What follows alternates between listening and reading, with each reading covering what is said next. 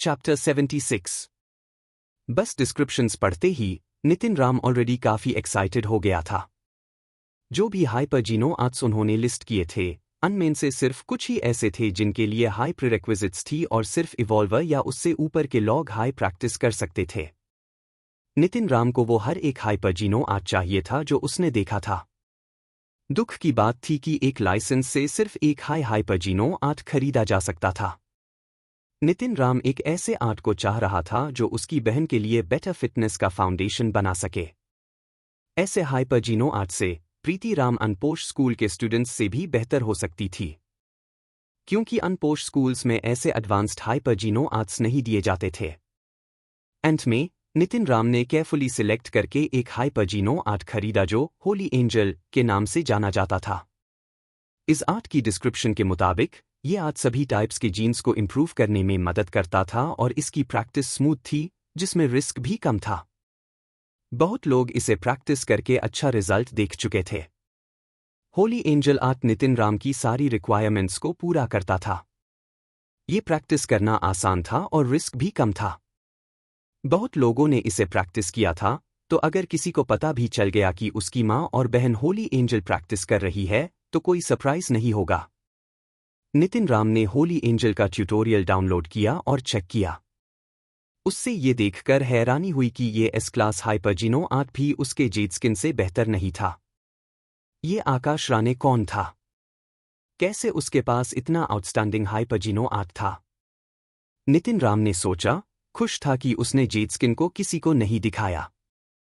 Holi angel और Z skin काफी similar था, इसलिए नितिन राम को होली एंजल को भी प्रैक्टिस करने की जरूरत नहीं थी। अगर कोई उससे पूछता कि वो कौन सा आर्ट प्रैक्टिस कर रहा है तो वो बस होली एंजल कह सकता था। ये एक और वजह थी कि उसने होली एंजल खरीदा, क्योंकि जेड स्किन और होली एंजल को डिफरेंशिएट करना मुश्किल था। नितिन राम ने होली एंजल का ट्यूटोरियल बंद किया और सेंट पॉल गया अपनी बहन प्रीति राम को लेने। वो चाहता था कि प्रीति राम घर आकर होली एंजल प्रैक्टिस करे, इसलिए वो कैंपस पे रहना बंद कर देगी। प्रीति राम की टीचर एक 27 साल की औरत थी जो प्रोफेशनल सूट पहने हुई थी। उसके नी लेंथ स्कर्ट के नीचे फ्लैश कलर्ड स्टॉकिंग्स बहुत खूबसूरत दिख रही थी। उसने अपने बाल बैक किए हुए और वायर रिम्ड ग्लासेस पहने हुए। वो शर्मीली और मैच्योर वुमेन्स चार्म से भरी थी, लेकिन नितिन राम को पता था कि वो डेफिनेटली सेकंड गॉड्स सैंक्चुअरी में थी, जो कि सेंट पॉल में टीचर्स के लिए मिनिमम स्टैंडर्ड है। आप प्रीति राम के भाई है? रिया मिश्रा ने नितिन राम को थोड़ा सरप्राइज होते हुए देखा। हाँ मिस क्यू, मैं चाहता हूं कि आप यान को कुछ दिन का छुट्टी दे दे, नितिन राम ने कहा। रिया मिश्रा थोड़ी नाराज हो गई और कहा, आपके पेरेंट्स कहाँ है? क्यों नहीं आए? वो काफी बिजी है। मैं अब लीगल एज का हो गया हूं और मैं यान का एक गार्डियन हूं। अगर कुछ बात हो तो आप मुझे बता सकते हैं, नितिन राम ने जवाब दिया। रिया मिश्रा ने थोड़ा सार्काज़म से बोला, आपके पेरेंट्स एजुकेशन को किस तरह लेते हैं? क्या वो समझते हैं कि पैसा देकर अपनी बेटी को एक महंगी स्कूल में भेज देंगे और सब कुछ ठीक हो जाएगा? स्कूल काफी समय से शुरू हो गया है, लेकिन आपके पेरेंट्स ने अब तक उनसे मिलके उनके स्टडी के बारे में कुछ नहीं पूछा। क्या उन्हें पता है कि प्रीति राम को क्या जरूरत है? मैं बहुत सॉरी हूं मिस क्यू। हमारी फैमिली में काफी छोटी छोटी बातें चल रही थी। हमारी गलती है। क्या यान को कोई प्रॉब्लम हो गई है? नितिन राम ने चिंतित होकर पूछा। रिया मिश्रा ने थोड़ा गुस्सा दिखाकर कहा, प्रीति राम बिल्कुल ठीक है। वो एक टैलेंटेड लड़की है और अगर उससे एडवांस्ड न्यूट्रिएंट सॉल्यूशंस और केयर मिले तो वो और भी बेहतर कर सकती है।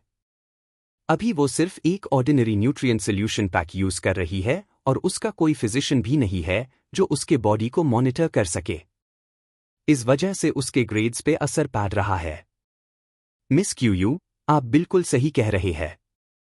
हम अगले महीने प्रीति राम को प्रीमियम न्यूट्रिएंट सॉल्यूशन पैकेज खरीदेंगे और एक अच्छा फिजिशियन भी असाइन करेंगे, नितिन राम ने कहा। रिया मिश्रा ने थोड़ा संतुष्ट होकर कहा, यह ज्यादा अच्छा है। प्रीति राम एक आउटस्टैंडिंग लड़की है, अगर उससे अच्छा तरीके से कल्टिवेट ना किया जाए तो ये वेस्ट हो जाएगा। अभी जो वो उसे कर रही है वो उसके क्लासमेट्स से भी कम है, फिर भी उसके एक ग्रेड्स दिखाते हैं। रिया मिश्रा थोड़ी देर रुकी और बोली, अगर हो सके तो एक एडवांस्ड हाइपर जीनो 8 खरीदने की सोचना। जो यहाँ दिया गया है वो बहुत बेसिक है और उसका रिजल्ट लिमिटेड हो सकता है। ओके मिस क्यूयू, मैं कुछ सोचकर आपको बताऊंगा, नितिन राम ने कहा। रिया मिश्रा अपना काम खत्म करके खादी हो गई। चलिए, यान अभी क्लास से बाहर आने वाली होगी। हम यूज पिक करते हैं और मैं आपको घर छोड़े देती हूं। नितिन राम ने मना किया, लेकिन रिया मिश्रा ने उससे एक टीनेजर की तरह देखा। जब प्रीति राम ने अपने भाई को देखा तो वो बहुत खुश हुई, लेकिन सबसे पहले अपनी टीचर को इज्जत दीन के लिए वो उससे अलविदा बोलती है। नितिन राम ने प्रीति राम को अपने बाहों में उठाया और रिया मिश्रा के साथ स्कूल से बाहर निकल गया। स्कूल के गेट पे उन्होंने डू फेमिलियर लॉग ऑन को उनकी तरफ वेव करते देखा। डैश चैप्टर 77 डैश एक फेमिलियर चेहरा था अरुण खुर्द। नितिन राम ने उससे कभी नहीं देखा था जब से वो रेड हैंड्स खेल रहे थे, और आज उसे यहां देख के वो सरप्राइज हो गया। दूसरा बंदा नितिन राम को कहा ना कहा लगा था, पर वो हाई कॉलर विंड ब्रेकर, एक हैट और बेट सनग्लासेस पहने हुए था, इसलिए नितिन राम को समझ नहीं आया कि वो कौन है। सनग्लासेस पहने वाला आदमी उन्हें वेव कर रहा था, लेकिन नितिन राम ने जल्दी समझ लिया कि वो उससे नहीं बल्कि रिया मिश्रा को वेव कर रहा है। जैसे ही नितिन राम और रिया मिश्रा स्कूल गेट से बाहर आए, अरुण खुर्द और उसका दोस्त उनके पास आए। सनग्लासेस वाला आदमी ट्योरेंट रिया मिश्रा से बात करने लगा, लगता है वो दोनों एक दूसरे को अच्छे से जानते हैं। अरुण खुर्द ने नितिन राम को देखा और मुस्कुराते हुए बोला, नितिन राम, मैं तो ये सोच के आया नहीं था कि यहां मिलूंगा। ये कौन सी खूबसूरत छोटी लड़की है? ये मेरी बहन प्रीति राम है, मैं न्यूज़ पिक करने आया हूं। आप दोनों बात करें, नितिन राम ने कहा। तुम एयरक्राफ्ट से नहीं आए? मैं तुम्हें एक राइड देती हूं। रिया मिश्रा ने देखा कि नितिन राम प्रीति राम को गोद में उठाए मैगलेव स्टेशन जा रहा था। सनग्लासेस वाले आदमी ने कुछ ज्यादा रिलक्टेंट होकर बोला, अगर तुम सभी एक दूसरे को जानते हो तो हम साथ डिनर पे चलते हैं। मैं आपको परेशान नहीं करूंगा, मुझे कुछ काम है तो मैं पहले चला जाऊंगा। मिस क्यूयू, हम ट्रेन से चलाएंगे, नितिन राम ने कहा। बिल्कुल नहीं। तुम्हारे पेरेंट्स का क्या? बिल्कुल भी नहीं आए। तुम तो बस 17 साल के हो और दिखने में बिल्कुल जावा लग रहे हो, तो लगता है तुम्हें अभी भी बचा समझ के ये सब कर रही है। रिया मिश्रा ने नितिन राम को एक अडल्ट की तरह नहीं समझा। और तुम और यान हमारे साथ पहले डिनर कर लो, फिर मैं तुम्हें घर छोड़े दूंगी, रिया मिश्रा ने अथॉरिटी के साथ कहा। नितिन राम, जब मिस क्यूयू ने कह दिया तो तुम दोनों डिनर पे हमारे साथ चलो। हम सब दोस्तों की तरह है ना? अरुण खुर्द ने मुस्कुराते हुए कहा, लगता है उसके दिमाग में कुछ चल रहा था। एक्चुअली नितिन राम ने मना नहीं किया क्योंकि रिया मिश्रा ने यान को पिक किया था और एयरक्राफ्ट की तरफ जा रही थी। सनग्लासेस वाला आदमी थोड़ा अनहैप्पी लग रहा था, लेकिन वो क्यूयू के सामने कुछ नहीं कह सकता था। नितिन राम और प्रीति राम क्यूयू के एयरक्राफ्ट में थे और सनग्लासेस वाला आदमी फैंग के एयरक्राफ्ट में था। जब वो बैठ गया तो सनग्लासेस वाले आदमी ने अरुण खुर्द से पूछा, जिंगकी, वो लड़का कौन था? वैंज को उससे इतना ध्यान क्यों देना है? वो लड़का बहुत सारी लड़कियों का फेवरेट है। शायद वैंज को उसके साथ कुछ हो गया हो, अरुण खुर्द ने सीरियस होके जवाब दिया। जिंगकी, रोका तो तुम्हारा प्लैनेट है। तुम बस वैंज को उस लड़के के पास गिरते हुए देखोगे? सनग्लासेस वाला आदमी ने कहा। नितिन राम को देख के उससे लगा उसके चेहरे पर वो ग्लो है जो कई लड़कियों का होता है, इसलिए उसने जो सुना उस पर विश्वास कर लिया। मैं क्या कर सकता हूं? दोनों अडल्ट्स हैं तो मैं उस लड़के को मार नहीं सकता। और मुझे लगता है कि वैंज मुझे करने नहीं देगी, अरुण खुर्द ने थोड़ा श्रग करते हुए कहा। तुम कितने वीक हो यार।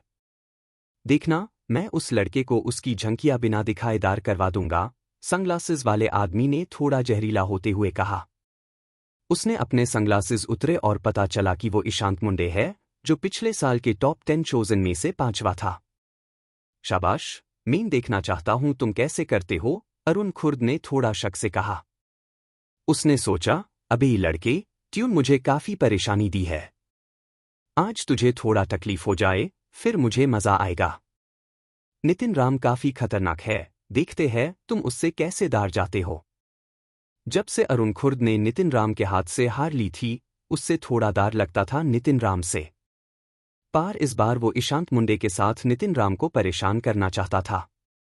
ईशांत मुंडे काफी अच्छा था, लेकिन अरुण खुर्द को उसकी आंखों में कॉन्फिडेंस दिख रहा था। ईशांत मुंडे ने खुद को इतना ज्यादा बेचीज के रूप में दिखा दिया था कि अरुण खुर्द ने सोचा उससे उसका थोड़ा सबक लेना जरूरी है। जो जगह वो जा रहे थे, वो एक एक्सक्लूसिव क्लब था, जो सिर्फ हाई क्लास और एरिस्टोक्रेट्स के लिए था। नितिन राम और यान वहां नहीं जा सकते थे, लेकिन क्योंकि बाकी सब वीआईपीज था, उन्हें स्पेशल इनवाइट मिला था। प्राइवेट रूम में ईशांत मुंडे ने अपने सनग्लासेस और हट उतरे, मुस्कुराते हुए नितिन राम को हाथ दिया। मैंने अपने आप को इंट्रोड्यूस नहीं किया, मेरा नाम ईशांत मुंडे है। तंग ने सोचा, ईशांत मुंडे का स्टार यहाँ है। तुम दोनों को मेरे नाम से थोड़ा शौक लग गया होगा। अगर तुम दोनों मिया फैंस निकले तो मजा आएगा। मेरा नाम नितिन राम है, नितिन राम ने हाथ मिलाते हुए कहा, पर कोई खास रिएक्शन नहीं दिया। वो ईशांत मुंडे को पहचानता था, पर उससे स्टार्स का ज्यादा इंटरेस्ट नहीं था। वो हमेशा अपनी जिंदगी कमाई में लगा रहता था, और स्टार्स के बारे में ज्यादा जानने का वक्त नहीं मिलता था। इसलिए वो बिल्कुल भी स्टारस्ट्रक नहीं था। ईशांत मुंडे थोड़ा कंफ्यूज्ड हो गया। ये क्या, ये लड़का मुझे नहीं पहचानता? मैं हूँ ईशांत मुंडे। टैंग सोच रहा था कि नितिन राम को अपना नाम फिर से बताए, लेकिन वो रिया मिश्रा की वजह से कुछ नहीं कर पा रहा था। अरुण खुर्द को देखकर लग रहा था कि उससे हंसना आ रहा है, क्योंकि वो जानता था ईशांत मुंडे क्या सोच रहा था। जल्द हाई वेटर ने उन्हें महंगा खाना और ड्रिंक्स लाके दिए, जो नितिन राम और यान ने पहली बार देखा था। क्योंकि ये डिनर किसी और ने बुलाया था, नितिन राम ने ज्यादा शर्म नहीं की और खाना खाया, और कभी कभी यान के प्लेट में अच्छा खाना डाल रहा था। यान भी बहुत खुश थी, लेकिन इतना ज्यादा नहीं खा रही थी जितना नितिन राम खा रहा था। रिया मिश्रा को नितिन राम की तारीफ नहीं मिली, लेकिन वो प्रीति राम से ज्यादा इम्प्रेस थी। शुक्रिया है कि प्रीति राम को सेंट पॉल भेजा और मेरा स्टूडेंट बनाया, वरना इस जैसे अच्छी लड़की को उसके घरवालों ने बर्बाद कर दिया होता। रिया मिश्रा ने अपने मन में ठान लिया कि वो यान को अच्छी तरह से सिखाएगी और उससे अपने भाई से दूर रखेगी। डैश चैप्टर 78 डैश ड्रिंकिंग बिना ड्रिंकिंग गेम के थोड़ा बोरिंग होता है। क्या हम थोड़ा गेम खेलते हैं? ईशांत मुंडे ने कुछ वक्त बाद गेम का सजेशन दिया। Drinking game? यहां तो एक बच्चा भी है, रिया मिश्रा ने तंग को आंख मारकर बोला। तंग ने अरुण खुर्द की तरफ आंख मारी और वो मुस्कुराते हुए बोला, वैंश, टेंशन मत लो। कोई लाइन क्रॉस नहीं करेंगे। यहां सब किड फ्रेंडली है। अरुण खुर्द ने तंग से पूछा, क्या हम रेड हैंड्स खेलते हैं? जब अरुण खुर्द ने ये कहा, नितिन राम थोड़ा चौंक गया। उससे लगा फैंग उससे ट्रैप करने की कोशिश कर रहा है, पर असल में लगता है कि वो ईशांत मुंडे को सेटअप कर रहा था। तंग ने थोड़ा फेस बनते हुए कहा, रेड हैंड्स तो बहुत आसान गेम है और ड्रिंकिंग के लिए अच्छा नहीं है। चलो पोरिंग द वाइन खेलते हैं। पोरिंग द वाइन एक ऐसा गेम था जिसमें 2 प्लेयर्स टेबल के सामने बैठे होते थे, एक कप में वाइन और एक प्लेट रखते थे। दोनों रॉक पेपर सिजर्स खेलते थे पहले, और जीतने वाले को अपने अपोनेंट के फेस पर वाइन डालनी होती थी। हर लूजर को प्लेट उठा के वाइन को ब्लॉक करना पड़ता था। ये गेम सही है? अरुण खुर्द ने पूछा। उससे सिर्फ इतना पता था कि नितिन राम रेड हैंड्स में अच्छा है, पर उससे नहीं पता था कि वो इस गेम में अच्छा होगा या नहीं। चलो तुम 3 लोग खेलो। मैं यान को जिम ले जाऊंगा। रिया मिश्रा ने सोचा कि ये गेम छोटी लड़की के लिए गलत हो सकता है, इसलिए वो उससे ले गई। जब लेडीज चली गई, तंग ने ज्यादा रिलैक्स होकर नितिन राम को चैलेंज दिया, हम सब मर्द हैं, इसलिए अपने चेहरे को छुपा मत। क्या तुम खेलना चाहोगे? बिल्कुल, लेकिन बिना बेट के गेम का मजा नहीं, नितिन राम ने जवाब दिया। नितिन राम का जवाब सुनकर अरुण खुर्द खुश हो गया। उसने सोचा, लगता है नितिन राम कॉन्फिडेंट है। टैंग, तू शायद अपनी इज्जत खो देगा। मैं तुझे देखूंगा कैसे मुसीबत में पड़ता है, और अगर तू फिर से अपने बारे में बात करेगा, तो मैं तुझे ये दिखा के बताऊंगा। ईशांत मुंडे को भी नितिन राम का जवाब पसंद आया। उसने सोचा, अच्छा है ये बच्चा मुझे नहीं पहचानता, वरना ये कभी मेरे साथ बेट लगाने का सोचता ही नहीं। तुम्हें किस चीज का स्टेक चाहिए? ईशांत मुंडे ने थोड़ा फॉर्मल होने की कोशिश की। 1 लाख पर राउंड। नितिन राम को बस यान के लिए न्यूट्रिशन सॉल्यूशंस और डॉक्टर की फीस डीन का सोचना था। हर महीने 1 मिलियन से ज्यादा का खर्चा था जो किसी आम घर का बजट अफोर्ड नहीं कर सकता था। उसने पहले महीने का पैसा अपने अकाउंट में नहीं दिखाया था और गॉड्स सैंक्चुअरी में म्यूटेंट क्रीचर मीट बेच के वो पैसा लाए था। लेकिन उसके पास जो बचा था वो म्यूटेंट ब्लैक स्टिंगर्स था और उससे और नहीं बेचने का मन था, जो उसने 30 श्रेया मिश्रा को बेच दिए थे। अगर कोई क्रीचर बार बार दिखेगा तो उसकी वैल्यू गिर जाएगी। अच्छा है, मुझे तुम जैसे स्ट्रेट फॉरवर्ड इंसान के साथ खेलना अच्छा लगता है। 1 लाख पर राउंड। शुरू करो, तंग खुशी से बोला। उससे लगा ये गेम और भी मजेदार होगा जब नितिन राम ने पैसे डाले होंगे। मैं तुमसे पैसे कब जीतूंगा? तुम्हारे सामने तो मेन रॉक पेपर सिजर्स का किंग हूं। मैं 9 आउट ऑफ 10 राउंड्स जीतूंगा। तुम मुझे देखना कि किस तरह रो रहे हो, तंग ने नितिन राम को चैलेंज दिया। उसने सोचा, ये लड़का तो बस अपनी इज्जत और वॉलेट दोनों दे रहा है, मैं तो बस अपनी जीत देखने के लिए रेडी हूं। तीनों ने जल्दी से रूल्स डिसाइड किए, जिसमें रॉक पेपर सिजर्स जीतना ही काफी नहीं था, विनर को अपने अपोनेंट के चेहरे पर वाइन डालना पड़ता था। तुम दोनों शुरू करो, मैं रॉक पेपर सिजर्स में बहुत बेकार हूं, तो मैं पहले ऑब्जर्व करूंगा, फैंग ने हाथ उठाते हुए कहा। वो खुद खेलना नहीं चाहता था, बस गेम को रिकॉर्ड करने का मन था। चलो, तुम दोनों खेलते हो जब हम थोड़ा थक जाए, तंग ने अरुण खुर्द के गेम से हटने पर खुशी से कहा। इसे उससे नितिन राम को हरने का ज्यादा वक्त मिलता। तंग ने प्लेट और ग्लास टेबल पर रखा। ग्लास एक आम ग्लास था जिसमें 5 आउंसेस वाइन रख सकते थे। हम पानी उसे करें? नितिन राम ने कहा।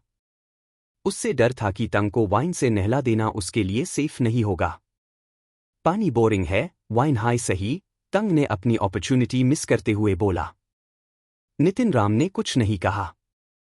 ईशांत मुंडे ने अरुण खुर्द से कहा, फैंग, तुम दोनों को कह दो ताकि सब कुछ फेयर हो। ओके, अरुण खुर्द ने कहा। वो दोनों के बीच में खड़ा हो गया और बोला, रॉक पेपर सिजर्स। जब अरुण खुर्द ने सिजर्स कहा, नितिन राम और ईशांत मुंडे ने लगभग एक ही वक्त अपना हाथ आगे बढ़ाया। नितिन राम ने सिजर्स यूज किया और तंग ने रॉक। तंग को लगा कि वो जीत गया, इसलिए उसने वाइन का ग्लास उठाया और नितिन राम के चेहरे पर डालने गया। लेकिन नितिन राम ने थोड़ी घबराहट में प्लेट उठा के वाइन को ब्लॉक कर दिया। नितिन राम क्या इस गेम में इतना बेकार है? अरुण खुर्द थोड़ा कंफ्यूज्ड हो गया, क्योंकि उसने सोचा था नितिन राम हार जाएगा। लेकिन जब उसने नितिन राम के मुस्कुराते चेहरे को देखा, तो वो समझ गया, नहीं, नितिन राम तो बहुत हाई रूथलेस है। वो बस तंग को थोड़ा ज्यादा दिखाना चाहता है। अरुण खुर्द समझ गया कि नितिन राम तंग को सेटअप कर रहा था, क्योंकि उसने खुद तंग करने का दावा किया था। और तंग भी इतना अमीर था कि उससे पैसे जीतने का फर्क नहीं पड़ता था, क्योंकि वो एक परफॉर्मेंस मैच से 10 मिलियन कमा सकता था। ये गेम रिफ्लेक्सेस और टाइमिंग का टेस्ट था। रॉक पेपर सिजर्स के बाद जो भी चीज उठानी होती थी, वो रिफ्लेक्सेस पे डिपेंड करता था। जो जल्दी रिस्पॉन्स करता था, उसके पास एडवांटेज होता था। लेकिन सबसे जरूरी बात ये थी कि अपोनेंट के अगले मूव का अंदाजा लगाना, जो रॉक पेपर सिजर्स का असली एसेंस था। Dash. Chapter 79। Dash. Nitin Ram rock paper scissors का मास्टर नहीं था, लेकिन उसने अपनी एबिलिटी को इम्प्रूव करने की काफी कोशिश की थी ताकि वो ज्यादा एक्यूरेट प्रेडिक्शंस कर सके। ये गेम्स के लिए नहीं था, बल्कि क्रीचर्स के हैबिट्स और मूवमेंट्स को पहले से समझने के लिए था। एक आर्चर के लिए ये एक बहुत जरूरी एबिलिटी थी।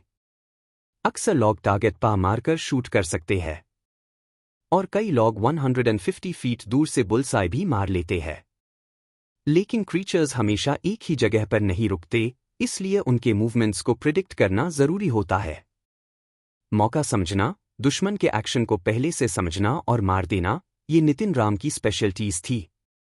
अगर वो आर्चरी प्रैक्टिस नहीं करता, तो शायद वो ऐसे स्किल्स नहीं डेवलप कर पाता। जब वो पहली बार गॉड्स सैंक्चुअरी गया, उसके पास अच्छा बो और एरोज नहीं थे, इसलिए उसने स्नीक अटैक्स पे प्रैक्टिस की थी, जो ज्यादा हाई डिमांड्स थी प्री जजमेंट और रिफ्लेक्सेस पा। अगर वो थोड़ा भी मिस्टेक करता तो एक हाई ब्लो में क्रीचर को मार नहीं पता था और वो सबसे खतरनाक काउंटर अटैक का सामना करता। गॉड्स सैंक्चुअरी में अपने पहले महीने के बाद नितिन राम ने कभी कोई अटैक मिस नहीं किया, जो उसकी प्रीजजमेंट और टाइमिंग की आउटस्टैंडिंग स्किल्स को प्रूव करता था। अब जब इतने ज्यादा जीनो पॉइंट्स मिल चुके थे, नितिन राम की रिफ्लेक्सेस भी काफी इंप्रूव हो गई थी। इस गेम में उससे जीतना मुश्किल था। Rock paper scissors. जब अरुण खुर्द ने सिजर्स बोला, नितिन राम और अरुण खुर्द ने अपने हाथ दोबारा बहुत तेजी से बढ़ाए। नितिन राम ने सिजर्स यूज की, जबकि फैंग ने पेपर रखा।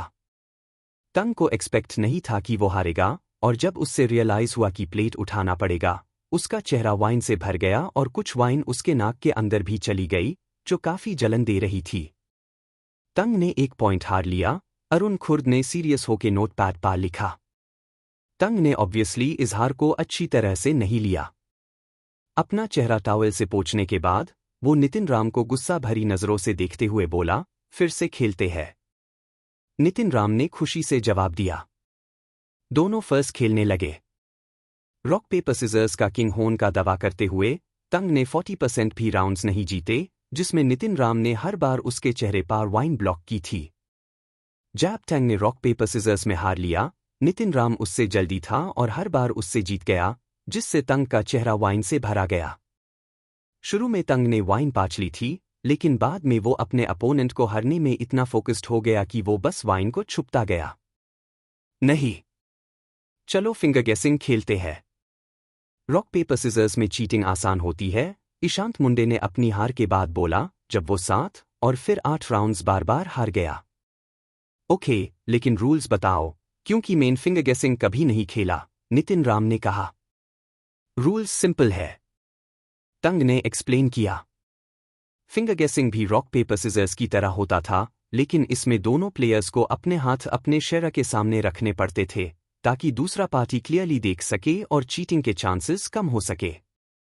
नितिन राम ने पहले बार ये गेम खेला, इसलिए वो पहले 4 राउंड्स हार गया। लेकिन तंग इसे खुश नहीं था, क्योंकि वो अभी भी नितिन राम के चेहरे पर वाइन नहीं डाल पा रहा था। 4 राउंड्स के बाद नितिन राम ने फिंगर गेसिंग का एसेंस समझ लिया और उसकी एक्सेलेंट प्रीजजमेंट और क्विक रिफ्लेक्सेस ने उससे फिर से एडवांटेज दे दिया। वाइन बार बार तंग के चेहरे पर गिरती रही, जो उससे और ज्यादा जीतने के लिए एक्साइटेड कर रही थी। कुछ ही देर में वो इतना भीग गया था कि जैसे वो वाइन के बकेट से निकल कर आया हो। उसके ट्राउजर्स भी वाइन से भीग चुके थे। तंग ने सोचा, ये क्या हो रहा है? मैं तो इनविंसिबल होना चाहिए था। कुछ तो गलत है। अरुण खुर्द ने देखा कि टैंग मिजरेबली गिर गया था और उसने 2 बार उससे रोकने की कोशिश की, लेकिन तंग पूरी तरह से पागल हो गया था और बस अपने पैसे वापस लेने का सोच रहा था। मुझे बदला लेना है। मुझे भी उससे वाइन में डुबो देना है। नहीं, मैं अगले राउंड्स में जरूर जीतूंगा। एक बार जीतना है, बस एक बार जीत जाओ तो फिर रुक जाऊंगा। एक जीत दो। बस एक और FIR में रुक जाऊंगा। तंग की उम्मीदें छोटी होती गई, लेकिन आखिर तक वो एक भी राउंड नहीं जीत सका। आखिरी कुछ राउंड्स में तंग पूरी तरह से गुम हो गया था और अब वो फिंगर गेसिंग भी नहीं जीत पा रहा था, तो नितिन राम ने पूरी तरह से कंट्रोल कर लिया। रिया मिश्रा ने देखा कि रात हो गई थी और यान को प्राइवेट रूम ले गई थी। उसने सोचा कि शायद नितिन राम अब तक बहुत ज्यादा पीके हो और ईशांत मुंडे के साथ ड्रिंकिंग गेम्स खेल रहे होंगे। जब वो रूम के पास पहुंची, उसने कुछ नहीं सुना, इसलिए वो सोच रही थी कि शायद नितिन राम अब तक बेहोश हो गया होगा। जब उसने दरवाजा खोला, वो हैरान हो गई। नितिन राम और अरुण खुर्द टेबल पर बैठकर चाय पी रहे थे और बातें कर रहे थे। नितिन राम बिल्कुल सोबर और क्लीन था, जैसे कुछ हुआ ही नहीं हो। लेकिन टैंग सोफा पर अकेला बैठा था, पूरी तरह से भीगा और ताका हुआ। रिया मिश्रा ने सोचा, तंग तो लगता है किसी असॉल्ट विक्टिम की तरह दिखता है, उसकी आंखों में आंसू भरे हैं। टैंग, ये क्या हुआ तुम्हें? रिया मिश्रा ने शॉक होके बोला। उससे बिल्कुल यकीन नहीं हो रहा था कि ईशांत मुंडे को कोई बुली कर रहा होगा। तंग को समझ में आ गया था कि क्या हो रहा है। उसने जवाब दिए बिना, गुस्से से अरुण खुर्द पार जंप किया और बोला, डैम यू जिंगकी, कैसे मेरा सेटअप किया? रिया मिश्रा थोड़ा कंफ्यूज थी और नितिन राम की तरफ देखा। उसने पूछा, miss Q, advance nutrition solution packages का प्राइस कितना है? अभी यान के लिए $100,000 पर मंथ का पैकेज चल रहा है, जिसका इफेक्ट थोड़ा लिमिटेड है। सेंट पॉल में कोर्स इंटेंसिटी के हिसाब से पैकेज $300,000 पर मंथ का होगा, वरना उसकी ग्रेड्स और फिटनेस दोनों गिर सकती है, रिया मिश्रा ने समझाया। अगर वो top package plus senior physician service ले तो एनुअली कितना कॉस्ट करेगा? नितिन राम ने फिर पूछा। अगर ये है तो तुम स्कूल का एस लेवल पैकेज ले सकते हो, जिसमें सब कुछ बेस्ट होगा, और इसका कॉस्ट 15 मिलियन पर ईयर होगा, रिया मिश्रा ने जवाब दिया। नितिन राम ने सोचा और एफआईआर बोला, ग्रेट, प्लीज यान के लिए एस लेवल पैकेज ले लेना जब तुम्हें टाइम मिले। Chapter 80 dash. घर लौटकर नितिन राम ने खुराना को होली एंजल का ट्यूटोरियल दिखाया और उससे याद करने को बोला। होलोग्राफिक डेमोन्स्ट्रेशन के साथ सीखना मुश्किल नहीं था। खुराना बहुत इंटेलिजेंट थी और बस कुछ बार देखने के बाद होली एंजल को याद कर लिया। अगले दिन सेंट हॉल के स्टाफ ने होली एंजल के कंपैटिबल जीनो सोल्यूशन को उनके घर डिलीवर किया। नितिन राम ने खुराना को इंस्ट्रक्शंस के हिसाब से वो सोल्यूशन पीने को बोला। हाइपरजीनो आर्ट्स को प्रैक्टिस करते वक्त बॉडी पर प्रेशर पड़ता है और हर एक हाइपरजीनो आर्ट का अलग इफेक्ट होता है, इसलिए ज्यादातर हाइपरजीनो आर्ट्स को उसके कॉरस्पॉन्डिंग जीनो सोल्यूशन के साथ प्रैक्टिस करना पड़ता है। एक एस क्लास हाइपरजीनो आर्ट यूजुअली 3 बॉटल्स ऑफ जीनो सोल्यूशन के साथ आती है, जिसे 3 लोग प्रैक्टिस कर सकते हैं। अगर मैचिंग जीनो सोल्यूशन का इस्तेमाल नहीं होता तो सेंट हॉल किसी भी एक्सीडेंट की रिस्पॉन्सिबिलिटी नहीं उठता। इससे पहले नितिन राम को हाइपरजीनो आर्ट्स के एडवांस्ड काम का पता नहीं था, तो उससे खुशी थी कि उसने जेड स्किन सक्सेसफुली प्रैक्टिस किया था। खुराना, ये हाइपरजीनो आर्ट हमारे परिवार का राज है। इसके बारे में किसी को मत बताना, ठीक है? नितिन राम ने खुराना को बताया, लेकिन उसने होली एंजल का नाम भी नहीं बताया। खुराना ने सीरियसली नोट किया, खुराना किसी को नहीं बताएगी कि मैंने हाइपरजीनो आर्ट प्रैक्टिस की है, जो मेरे भाई ने दिया है। अच्छी लड़की। अगर तुम्हें कोई डेंजर माइल और कोई तुमसे पूछे कि कौन सा हाइपरजीनो आर्ट तुम प्रैक्टिस कर रहे हो, तो कहना कि तुम्हें पता नहीं और ये तुम्हें तुम्हारे भाई ने सिखाया, नितिन राम ने कहा। खुराना समझती है, खुराना ने गंभीरता से कहा। शाबाश, नितिन राम ने खुराना के सर पर थपकी दी, अपनी बहन के लिए दर्द महसूस करते हुए। गरीब परिवार में बेड होने वाले बच्चे ज्यादा प्रॉब्लम्स को हैंडल करने के लिए तैयार होते हैं। नितिन राम ने बचपन में कुछ केयरफ्री सा समय बिताया था, लेकिन जब खुराना पैदा हुई तब उनका परिवार गिरने लगा था, इसलिए उसने अच्छी जिंदगी नहीं देखी थी। इसलिए वो अपने दोस्तों से ज्यादा मैच्योर थी। शिलाराम अभी सेकंड गॉड्स सैंक्चुअरी में थी और 36 दिन के बाद घर वापस आई थी। नितिन राम ने उससे भी होली एंजल दिखाया, जो उससे काफी शॉक कर गया। जबकि उससे हाइपरजीनो आर्ट्स का ज्यादा पता नहीं था, वो ये समझ गई थी कि ये कोई आम बात नहीं थी, क्योंकि ट्यूटोरियल बहुत केयरफुली अरेंज किया गया था। नितिन, ये हाइपरजीनो आर्ट कहाँ से आई? शिलाराम ने चिंता के साथ पूछा। माँ, फिक्र मत करो, मैंने ये खरीदा है, नितिन राम ने कहा। कैसे हो सकता है कि तुम्हारे पास इतना पैसा हो? उसने फिर से पूछा। माँ, अब मैं पहले से ज्यादा स्ट्रांग हो गया हूं और स्टील आर्मो शेल्टर में मिलिट्री गैंग ज्वाइन किया है। ये हाइपरजीनो आज सिर्फ शुरुआत है, हम फ्यूचर में बेहतर जिएंगे। नितिन राम ने एक्सप्लेन किया कैसे उसने श्रेया मिश्रा के स्टील आर्मो गैंग को ज्वाइन किया और अपनी मां को तसल्ली दी। बेटा, तुमने कितनी दूर तक सफर किया है? शिलाराम की आंखों में खुशी के आंसू थे। उसने काफी मुश्किलें झेली थी ये दिन देखने के लिए। मां, इमोशनल मैट हो। ये अच्छा है, नितिन राम ने अपनी मां को तसल्ली दी। उसके अकाउंट में अब 1 मिलियन से ज्यादा था, जो उसने खुराना के एस लेवल पैकेज के लिए पे किया था। उसने अपनी मां को पैसा देते हुए बोला, ये पैसा मैंने रिसेंटली गॉड्स सैंक्चुअरी से कामया है। मां, आप इसे डेली एक्सपेंसेस के लिए उसे कर सकती हो। ये तुम खुद रख लो, तुम्हें पैसा की जरूरत है। शिलाराम ने मना कर दिया। कुछ नहीं, अब मैं एक मिलिट्री ऑर्गेनाइजेशन के साथ हूं और मेरा बॉस जेनरस है। फ्यूचर में और भी पैसा होगा। नितिन राम अपनी मां को ज्यादा अच्छी खबर देने की कोशिश कर रहा था। नितिन, याद रखना, कभी भी अग्रेसिव मत होना। किसी भी मुश्किल में मत पड़ना। शिलाराम ने गहनता से कहा। मां, समझ गया। तुम जानती हो अपना बेटा हमेशा लोकी रहता है, नितिन राम ने जल्दी से कहा। अच्छा। जहां तक हाइपरजीनो 8 का सवाल है, तुमने खुराना को शुरू कर दिया है ना? उससे कहना कि वो कभी भी इसे दिखाए नहीं, ताकि लोग जेलस ना हो जाए। पिता के एक्सीडेंट के बाद नितिन राम की मां बहुत बदल गई थी और हमेशा दार में रहती थी कि उनके बच्चों को कोई नुकसान ना हो। मां, फिक्र मत करो। मैंने खुराना को कह दिया है और उसने वादा किया है कि वो कभी नहीं बताएगी। नहीं, मुझे खुद जाके उससे ये कहना पड़ेगा। शिलाराम उठकर खुराना को ढूंढने गई। शिलाराम को जाते देखे नितिन राम का मन बहुत उदास हो गया। अगर पिता का एक्सीडेंट नहीं होता तो शायद शिलाराम इतनी कॉशियस और दिन भर घबराई हुई नहीं रहती। क्या हो गया था? नितिन राम को पछतावा था कि वो इतना छोटा था और समझ नहीं पाया था। जो भी उससे पता था वो सिर्फ ये था कि पिता का एक्सीडेंट था। उसने मां और मिस्टर नायर से पूछा था, लेकिन दोनों ने कुछ ज्यादा बताने में हिचकिचट दिखाई थी। नितिन राम समझता था कि ये सिर्फ एक एक्सीडेंट नहीं था। Dash. In the station masters office at the teleport station, Mahi Rao ने एक कैप्सूल श्रेया मिश्रा के सामने रखा। स्टेशन मास्टर, आप श्योर है कि आप इसे इस्तेमाल करना चाहते हैं? माही राव ने पूछा, जब श्रेया मिश्रा ने कैप्सूल उठाया। मुझे ये जाना है कि वो ब्लैक हॉक क्यों नहीं जाना चाहता, और क्या वो मेरी स्क्वाड ज्वाइन करना चाहता है, श्रेया मिश्रा ने कहा। उस जैसे बहुत लोग हैं, कावर्डली, ग्रीडी और लेचरस। हमें उससे जीतने की कोई जरूरत नहीं। मैं समझती हूं कि हमें डॉलर को अपने साइड लाना चाहिए, जो एक बेहतरीन आर्चर बन सकता है, माही राव ने कहा।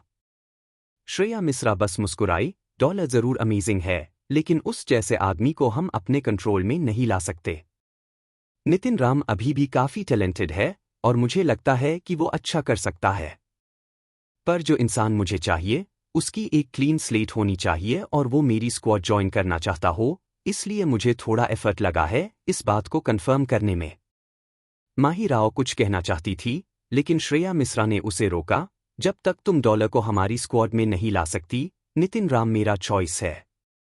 माही राव ने जवाब नहीं दिया, लेकिन वो सीक्रेटली डिसाइड कर चुकी थी कि डॉलर को ढूंढकर कन्विंस करेगी।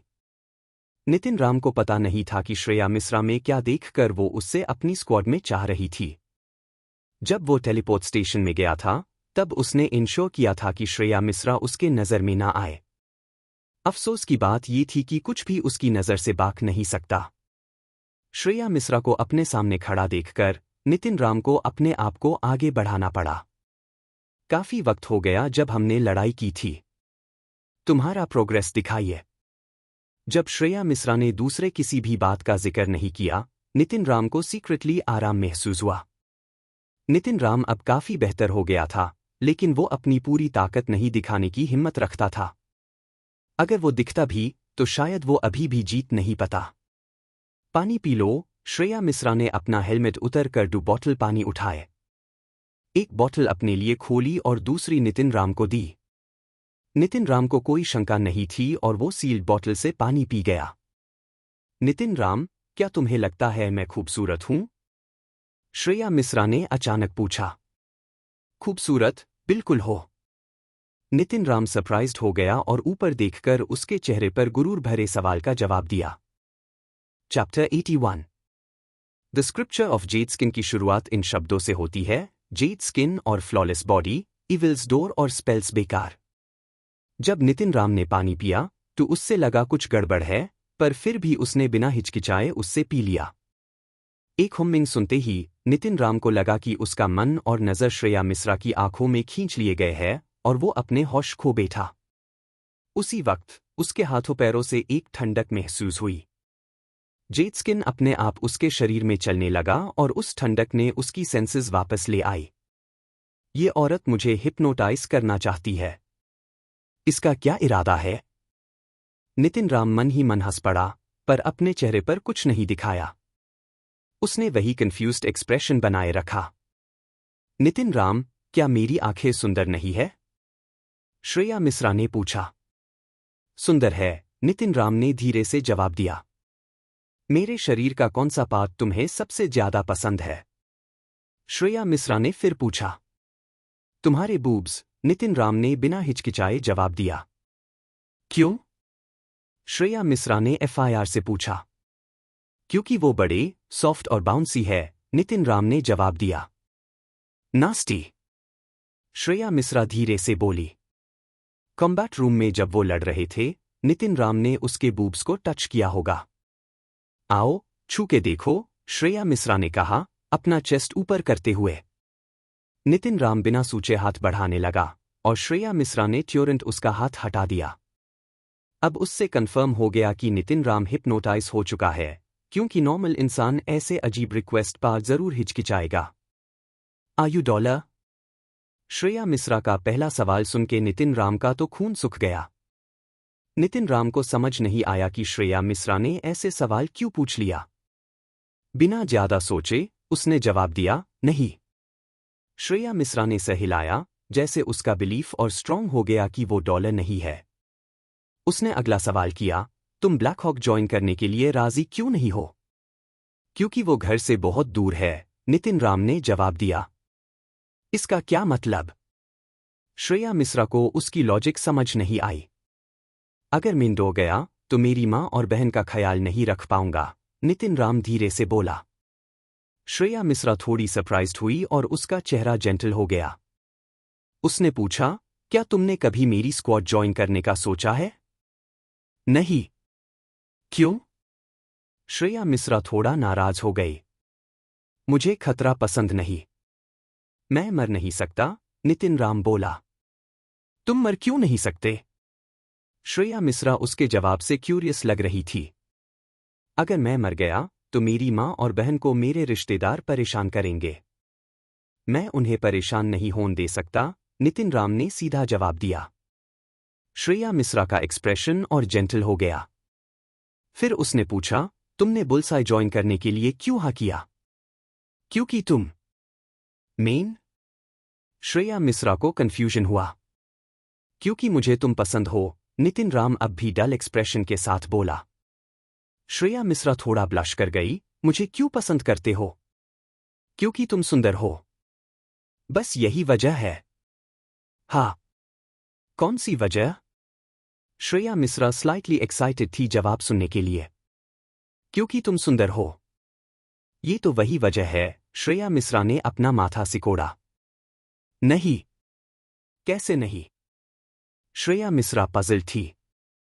क्योंकि जब मैंने तुम्हें पहली बार देखा तो लगा तुम सुंदर हो, जब तुम्हें दूसरी बार देखा तो लगा तुम और ज्यादा सुंदर हो।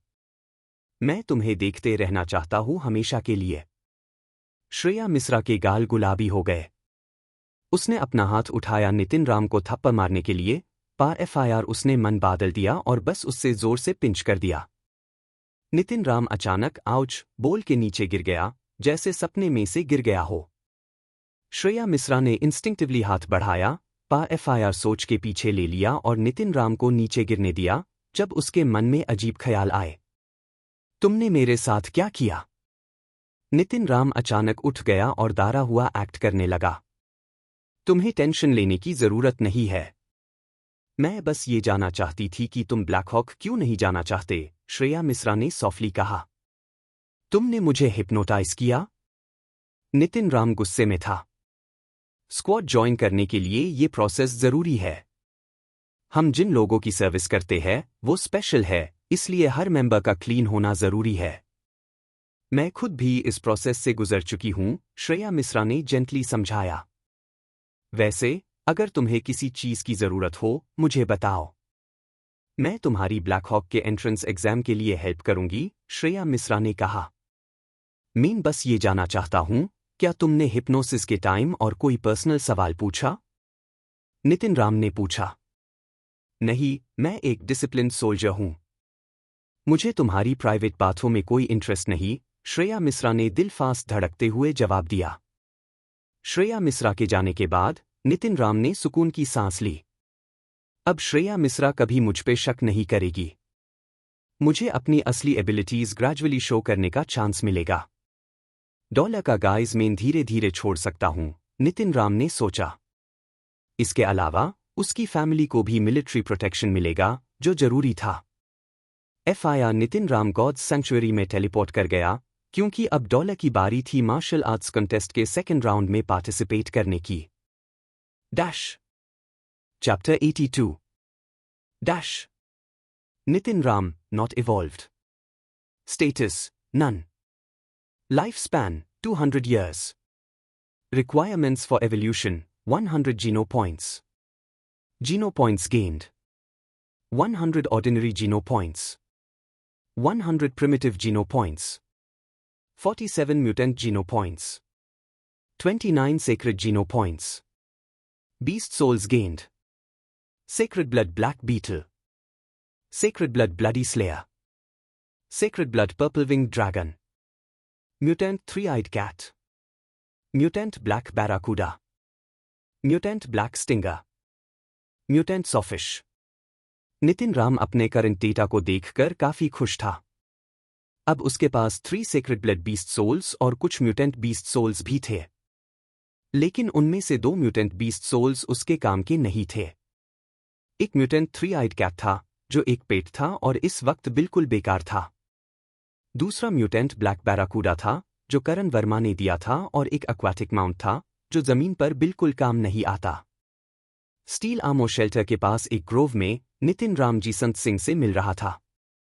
नितिन राम ने जानबूझकर म्यूटेंट क्रीचर का मीट जो उसने प्रॉमिस किया था, थोड़ा लेट दिया ताकि डॉलर के ब्लैक स्टिंगर्स सेल करने के बाद दे सके। ये तुम्हारे लिए, नितिन राम ने अपने बैग से डूड्राइड सॉफिश निकल कर लिन को दिए। ब्लैक स्टिंगर्स अब ऑप्शन नहीं था, इसलिए उसने लिन को ये दिए। डू। लिन खुशी से झूम गया। हाँ, ये एक अच्छा ट्रिप था, नितिन राम ने कहा और लिन को उसके एरोज वापस दिए, जो एक्चुअली यूज नहीं हुआ। छोड़ दो, तुम रख लो। नितिन, मैं नेक्स्ट टाइम तुम्हारे साथ चल सकता हूं? जीसंत सिंह ने उम्मीद भरी नजरों से पूछा। अगर मौका मिला तो ले जाऊंगा, पर अभी तुम एरोज वापस ले लो, नितिन राम ने जोर दिया। लिन को एरोज वापस लेने पड़े और दोनों शेल्टर की तरफ बात करते हुए वापस चले गए। शेल्टर के गेट पर उनकी मुलाकात ग्रैंड मास्टर और उसके गैंग से हुई। करण ठाकुर ने नितिन राम को इस तरह देखा जैसे उसे निगल जाएगा। सन ऑफ हेवन, काफी दिन बाद, लिन ने कहा। लिन, तुम इसके साथ क्या कर रहे हो? सन ऑफ हेवन ने नितिन राम को घोआ कर देखा। नितिन मेरा दोस्त है और मुझे लगता है कि तुम दोनों के बीच जो हुआ, यूज माफ किया जा सकता है। क्या तुम दोनों ड्रिंक्स पा ये सब भूल नहीं सकते? लिन ने ग्रैंड मास्टर से पूछा। माफ कर दूं? तुम होते कौन हो ऐसा कहने वाले? करण ठाकुर ने लिन को कंटेम्प्ट के साथ देखा। चुप हो जाओ। सन ऑफ हेवन ने करण ठाकुर को रोका और लिन से कहा, लिन, मैं तुम्हारी रिस्पेक्ट करता हूं, पर यह मामला इतना सिंपल नहीं है। अगर ISC सही से सेटल नहीं किया, तो कभी खत्म नहीं होगा। कैसे सेटल करें? तुम्हें जितना लगता है, मैं उतना दे दूंगा, लिन ने कहा। ये पैसों का मामला नहीं है। तुम उससे खुद पूछ लो, सन ऑफ हेवन ने कहा और अपने गैंग के साथ शेल्टर के अंदर चला गया। नितिन, ये सब क्या है? लिन ने पजल्ड होकर नितिन राम से पूछा। उससे लगा था उनका कॉन्फ्लिक्ट सिर्फ एज फ्रीक इंसिडेंट तक हाई लिमिटेड था। नितिन राम ने उससे पर्पल विंग ड्रैगन का इंसिडेंट बताया और लिन रायली मुस्करा दिया। ये तो ग्रैंड मास्टर के लिए काफी बड़ी बात थी। लिन ने रुक कर हंसा। पर इसका अब कोई फर्क नहीं पड़ता, तुम्हें बीस्ट सोल वैसे भी नहीं मिला। मैं तुम दोनों के बीच मदद करने की कोशिश करूंगा। सन ऑफ हेवन को अपना दुश्मन बनाना अच्छा नहीं होगा। बस एक बात याद रखो, तुम एक जेंटलमैन को नाराज कर सकते हो, पर एक विलन को कभी नहीं। जब दोनों स्टील आर्मो शेल्टर में गए, तो सभी लोग किसी न्यूज के बारे में बात कर रहे थे। नितिन राम ने ध्यान से सुना और पता चला कि डॉलर और करण ठाकुर का सेकंड राउंड का मैच होने वाला था। डॉलर और करण ठाकुर का सामना। ये मैच जबरदस्त होगा। सन ऑफ हेवन अभी तक डॉलर से अपना ब्लडी स्लेयर बीस्ट सोल छिन जाने का बदला नहीं भुला होगा। करण ठाकुर शायद उसके लिए डॉलर को मारने की कोशिश करेगा। किल डॉलर? मुझे नहीं लगता कि वो 10 मिनट भी टिक पाएगा। ये अनफेयर है। डॉलर स्ट्रांग है, पर करण ठाकुर भी कम नहीं। सन ऑफ हेवन का सपोर्ट होने के वजह से उसके पास जितने बीस्ट सोल्स चाहिए होंगे, वो होंगे। रिजल्ट प्रिडिक्ट करना मुश्किल है। मीन कहूंगा डॉलर जीतेगा। मैं भी अग्री करता हूं। करण ठाकुर के पास विंग्स है क्या? क्या वो एक गोल्डन हॉर्न शूरा से लड़ सकता है? बिल्कुल सही। डॉलर को उसे हरने में सिर्फ 3 मिनट लगेंगे। नितिन राम ने सोचा भी नहीं था कि उसका सेकंड राउंड करण ठाकुर से होगा। उसने मन ही मन मुस्कराकर कहा, गॉड के मिल्स धीरे चल रहे हैं, पर ये बंदा अब मेरे हाथ में है। जीसंत सिंह के आंखों में एक्साइटमेंट थी। लास्ट टाइम मेन डॉलर का फाइट नहीं देख पाया। चलो ये मैच देखते हैं। मैं नहीं जाऊंगा। मुझे कुछ फैमिली का काम देखना है। नितिन राम कैसे जाता? अगर वो जाता, $2 गायब हो जाता। तुम नहीं आओगे? वो डॉलर है। लिन शॉक्ड था। उसमें क्या खास है? वो भी एक इंसान है, नितिन राम ने कैजुअली कहा। वो स्पेशल है। मैंने कभी किसी को एडमायर नहीं किया, पर डॉलर एक एक्सेप्शन है, क्योंकि उसने शूरा से फाइट की थी, लिन बोला। ठीक है, पर मुझे सच में घर जाना है। नेक्स्ट टाइम देख लेंगे, नितिन राम ने मन ही मन मुस्कराकर कहा। काश गॉड्स सैंक्चुअरी में वीडियो कैमरास काम करते। अगर हम रिकॉर्ड करके स्काईनेट पर डाल देते, तो वो वायरल हो जाता, जीसंत सिंह ने कहा और मार्शल हॉल की तरफ चला गया। नितिन राम एक अलग राउट लेकर शेल्टर में वापस गया, इस बार ब्लैक बीटल आर्मो पहने हुए। इस बार उसने आर्मो के ऊपर एक केप पहनी, जो सब कुछ ढक रही थी। चाहे वो अजीब लग रहा था, पर इस बार उससे पहचाना नहीं गया। नितिन राम ने एक कॉर्नर सीट पिक की और बाकी फाइट्स देखते हुए अपनी टर्न का वेट करने लगा। कुछ देर बाद एक ग्रुप उसके पास आया और बैठ गया। नितिन राम शॉक्ड था, क्योंकि वो बुलसाई के मेंबर्स थे और उनके लीडर माही राव उन्हें लीड कर रही थी। वो एक बड़ा ग्रुप था और नितिन राम ने एक खाली कॉर्नर चूज किया था, इसलिए वो सब यही आ गए। अजय राघवल नितिन राम के पास बैठा था और माही राव और ओमकारवेंद्र सिर्फ 2 सीट्स तो था। अरे भाई, इतनी गर्मी में तुमने अपने आप को क्यों लपेट रखा है? क्या तुम एक विच बनने की कोशिश कर रहे हो? अजय राघवल, जो हमेशा मजाक करता था, नितिन राम पर कमेंट कर दिया। छोटे, तुमसे बाद में निपट लूंगा, नितिन राम ने सोचा, पर कुछ बोला नहीं। मान ली, तुम्हारे हिसाब से कौन जीतेगा, डॉलर या करण ठाकुर? बुलसाई के मेंबर्स ने एक हीटेड डिस्कशन शुरू किया। Chapter 83 dash. डॉलर जीतेगा, ऑफ कोर्स। राइट, मान ली? अजय राघवल ने पूछा। माही राव ने सर हिलाकर अग्री किया। ओमकारवेंद्र ने साइड से कमेंट किया, चाहे डॉलर स्ट्रांग हो, लेकिन वो सिर्फ एक इंसान है, उसके पीछे कोई सपोर्ट नहीं है। जबकि करण ठाकुर के पीछे ग्रैंड मास्टर है। जीत का पता लगाना मुश्किल है। एक इंसान काफी है। डॉलर ने अकेला एक गोल्डन हॉर्न शूरा से फाइट की थी। करण ठाकुर चाहे जितनी भी टीम ले आए, वो ये नहीं कर सकता, अजय राघवल ने डिस्डेन के साथ कहा। यंग मैन, तुम अभी बहुत यंग हो समझने के लिए, ओमकारवेंद्र ने एल्डर का एटीट्यूड दिखाते हुए कहा। मुझे क्या समझना नहीं आता? सु ने इस बात को लाइटली नहीं लिया। सोचो जरा, अगर ग्रैंड मास्टर और उसका पूरा गैंग अपने 20 सोल्स करण ठाकुर को दे दी, तो तुम्हें क्या लगता है, कौन जीतेगा? मत भूलो कि ग्रैंड मास्टर के पास एक sacred blood shape shifting ape beast soul है, और भगवान जाने कितने म्यूटेंट बीस्ट सोल्स उसके पास है। अगर लुओ ने उन सब का उसे किया, तो क्या तुम अब भी सोचते हो कि डॉलर जीतेगा? ओमकारवेंद्र ने कॉन्फिडेंटली कहा। बस एक एप बीस्ट सोल है। डॉलर के पास bloody slayer beast soul, wings और सेक्रेड ब्लड आर्मोर है। करण ठाकुर को हरना उसके लिए आसान होगा। मुझे नहीं लगता लुओ 1 मिनट भी टिक पाएगा, अजय राघवल ने कैजुअली कहा। ये लड़का बोलना जानता है, नितिन राम अंदर ही अंदर अजय राघवल के वर्ड्स से खुश हुआ। अच्छा, तुम्हें लगता है लुओ 1 मिनट भी नहीं टिक पाएगा? चलो बेट लगाते हैं। अगर लुओ 1 मिनट से कम टिकता है, तो मेरा म्यूटेंट रेडहूफ्ड बीस्ट सोल तुम्हारा होगा। अगर वो 1 मिनट से ज्यादा टाइक, तो तुम्हारा mutant nocturnal wolf beast soul मेरा होगा। हिम्मत है लगाने की, ओमकारवेंद्र ने अजय राघवल की तरफ देखा। अजय राघवल अचानक नर्वस हो गया। 1 मिनट बस बोलने की बात थी, लेकिन मैच को 1 मिनट में खत्म करना पॉसिबल कैसे हो सकता था? जैसे ओमकारवेंद्र ने कहा था, सन ऑफ हेवन का सपोर्ट होने के वजह से, बीस्ट सोल्स की वजह से लुओ जरूर 1 मिनट से ज्यादा टिक जाएगा। Nocturnal wolf beast soul Ajay राघवल ने एक रीसेंट कैंपेन में नॉक्टर्नल वुल्फ किंग पर एरो मारकर लकी गेन किया था और वो हर जगह उसका ब्रैक करता था। पर अब ओमकारवेंद्र ने अनफेयर बेट में उसी बीस्ट सोल को दांव पर लगा दिया था। लियो, हम बस बातें कर रहे थे। सीरियसली लेने की जरूरत नहीं है। बिल्कुल, लियो, जियाओ कियाओ बस कैजुअल बोल रहा था। हाँ, फिगर ऑफ स्पीच था। बुलसाई के मेंबर्स ने मैटर को कूल करने की कोशिश की, पर ओमकारवेंद्र ने मीन टोन में कहा, मीन उससे सिखाने की कोशिश कर रहा हूं कि बिना समझे कुछ मत बोलो।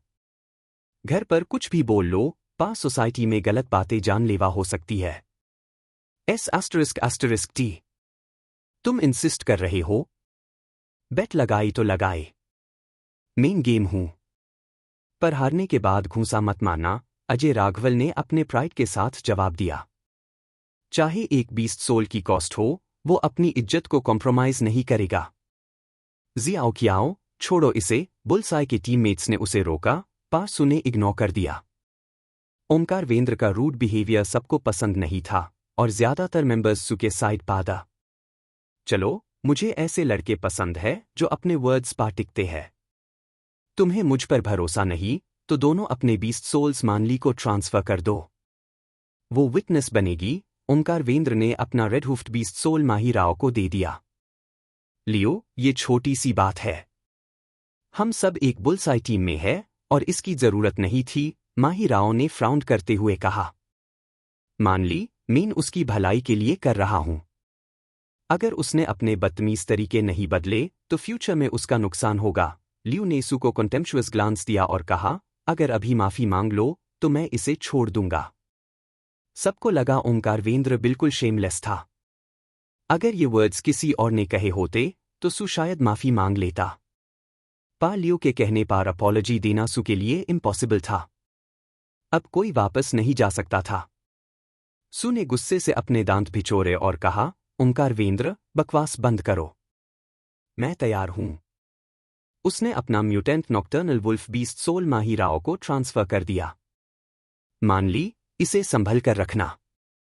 जब मैं जीतूंगा, सबको बारबेक्यू ट्रीट दूंगा। लड़के को ज्यादा समझ नहीं है, पर मुझे ऐसे लड़के पसंद है। लियो खुशी से मुस्करा दिया। एक shape shifting mutant beast soul को कुछ बातों के बदले जीत लेना उसके लिए जैकपॉट था। माही राव फ्राउंड कर रही थी। उसने मैटर को रिजॉल्व करने की कोशिश की थी, लियो ने ऐसे वर्ड्स बोल दिए जो सु को बेट करने के लिए मजबूर कर दिया। ये लड़का इम्पल्सिव है, पर शायद ये एक लेसन बनेगा, माही राव ने सोचा। करण ठाकुर और डॉलर का मैच जल्दी ही शुरू हुआ और सु ने मन ही मन प्रार्थना की, डॉलर, ये मैंने ही था जिसने तुम्हारा नाम फैलाया। प्लीज मेरी मदद करो। मुझे अपना नॉक्टर्नल वुल्फ बीस्ट सोल अभी नहीं खोना। नितिन राम, जो सु के पास बैठा था और सब सुन रहा था, अंदर ही अंदर गुस्से में था। तेरी मदद करूं? सब मुझे डॉल बुला रहे थे तुम्हारे वजह से। Chapter 84 dash. फाइनली, डॉलर और करण ठाकुर के कोड्स मार्शल स्टीली पर डिस्प्ले ह्यू। नितिन राम के कोड के हर डिजिट 8 थी, तो सबको पता था कि ये डॉलर ही है। करण ठाकुर पहले स्टेज पर गया। उसके रिलैक्स्ड एटीट्यूड से लग रहा था कि वो मैच के लिए कॉन्फिडेंट है, जो अजय राघवल को काफी नर्वस कर रहा था। डॉलर कहाँ है? मैच शुरू होने वाला है, पर अब तक वो नजर नहीं आया। अगर वो 3 मिनट तक नहीं आया, तो उससे ऑटोमैटिक लूजर डिक्लेयर कर दिया जाएगा। ऑडियंस स्टैंड्स खाचाखाच भरे ह्यूदा। सब डॉलर के मैच के लिए एक्साइटेड था, पर वो फेमिलियर गोल्डन फिगर अब तक मिसिंग थी। अजय राघवल और ज्यादा टेंस हो गया। ओमकारवेंद्र ने एक मीन स्माइल के साथ कहा, अजय राघवल, लगता है तुम्हारे लिए सिचुएशन बुरी होती जा रही है। अगर डॉलर आया ही नहीं, तो क्या तुम बेट का रिजल्ट मानने को तैयार होग? क्या बकवास कर रहे हो? अभी बहुत टाइम है और बॉस हमेशा लेट आता है। ये बात तुम्हें समझनी चाहिए, अजय राघवल ने जवाब दिया, पर अंदर ही अंदर अनश्योर था। उसने सोचा, कहीं डॉलर किसी वजह से लेट तो नहीं हो गया। अगर ऐसा हुआ तो मेरा mutant nocturnal wolf beast soul गया समझो। ग्रेट, देखते हैं कितनी देर तुम अपने विचार बनाए रखते हो, ओमकारवेंद्र ने रिडिक्यूल किया। अचानक जो बंदा अजय राघवल के बगल में छुपकर बैठा था, वो चुपचाप उठकर स्टेज की तरफ चल दिया, छोड़कर सबको शॉक कर दिया।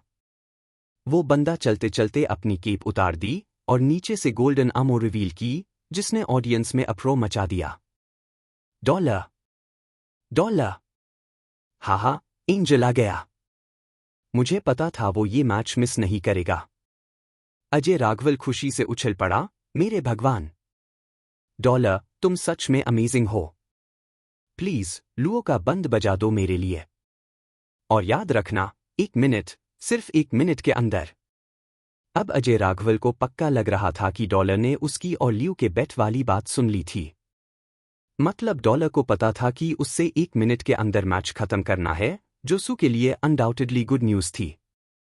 बाकी बुलसाई के मेंबर्स भी एक्साइटेड हो गए, डॉलर तो यहां बैठा था और हम पहचान नहीं पाए। हाँ, हमें ऑटोग्राफ लेना चाहिए था। मैंने सुना है कि अब उसका ऑटोग्राफ अच्छे दाम में बिकता है। जियाओ खियाओ, तुमने जो बोला था, क्या तुम्हें पता था ये डॉलर हाई था? अजय राघवल ने हंसा, God helps those who help themselves. मैं कैसे जानता कि ये डॉलर है? इतने गर्मी के दिन में इतना लपेट कर बैठा था, मुझे भी अब सोचना पड़ा।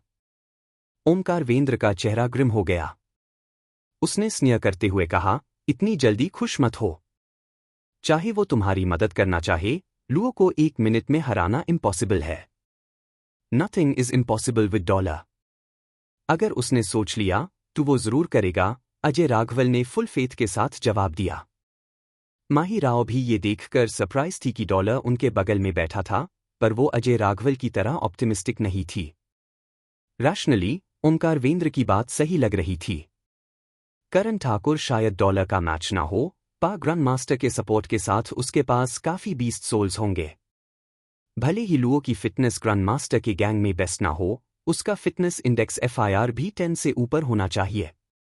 स्ट्रॉन्ग बीस्ट सोल्स के साथ उससे हराना मुश्किल हो सकता था।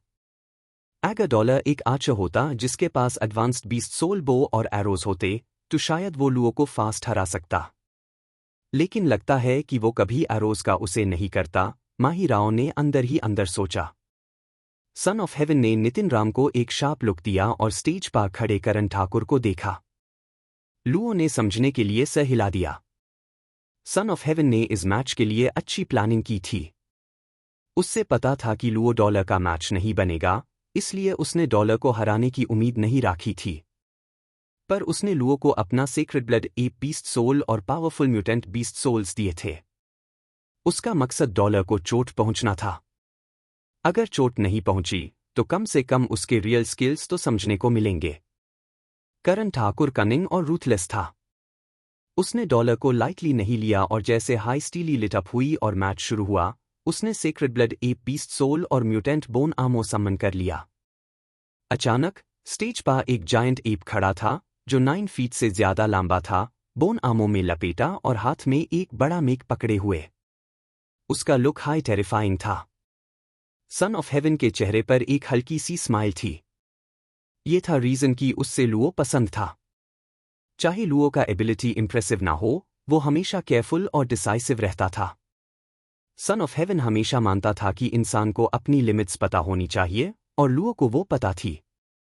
ब्रूटल लॉगॉन के सामने मीक और मीक लॉगॉन के सामने ब्रूटल होना कुछ लोग गलत समझते हैं, पर ग्रैंड मास्टर के लिए ये एक वाइज एटीट्यूड था।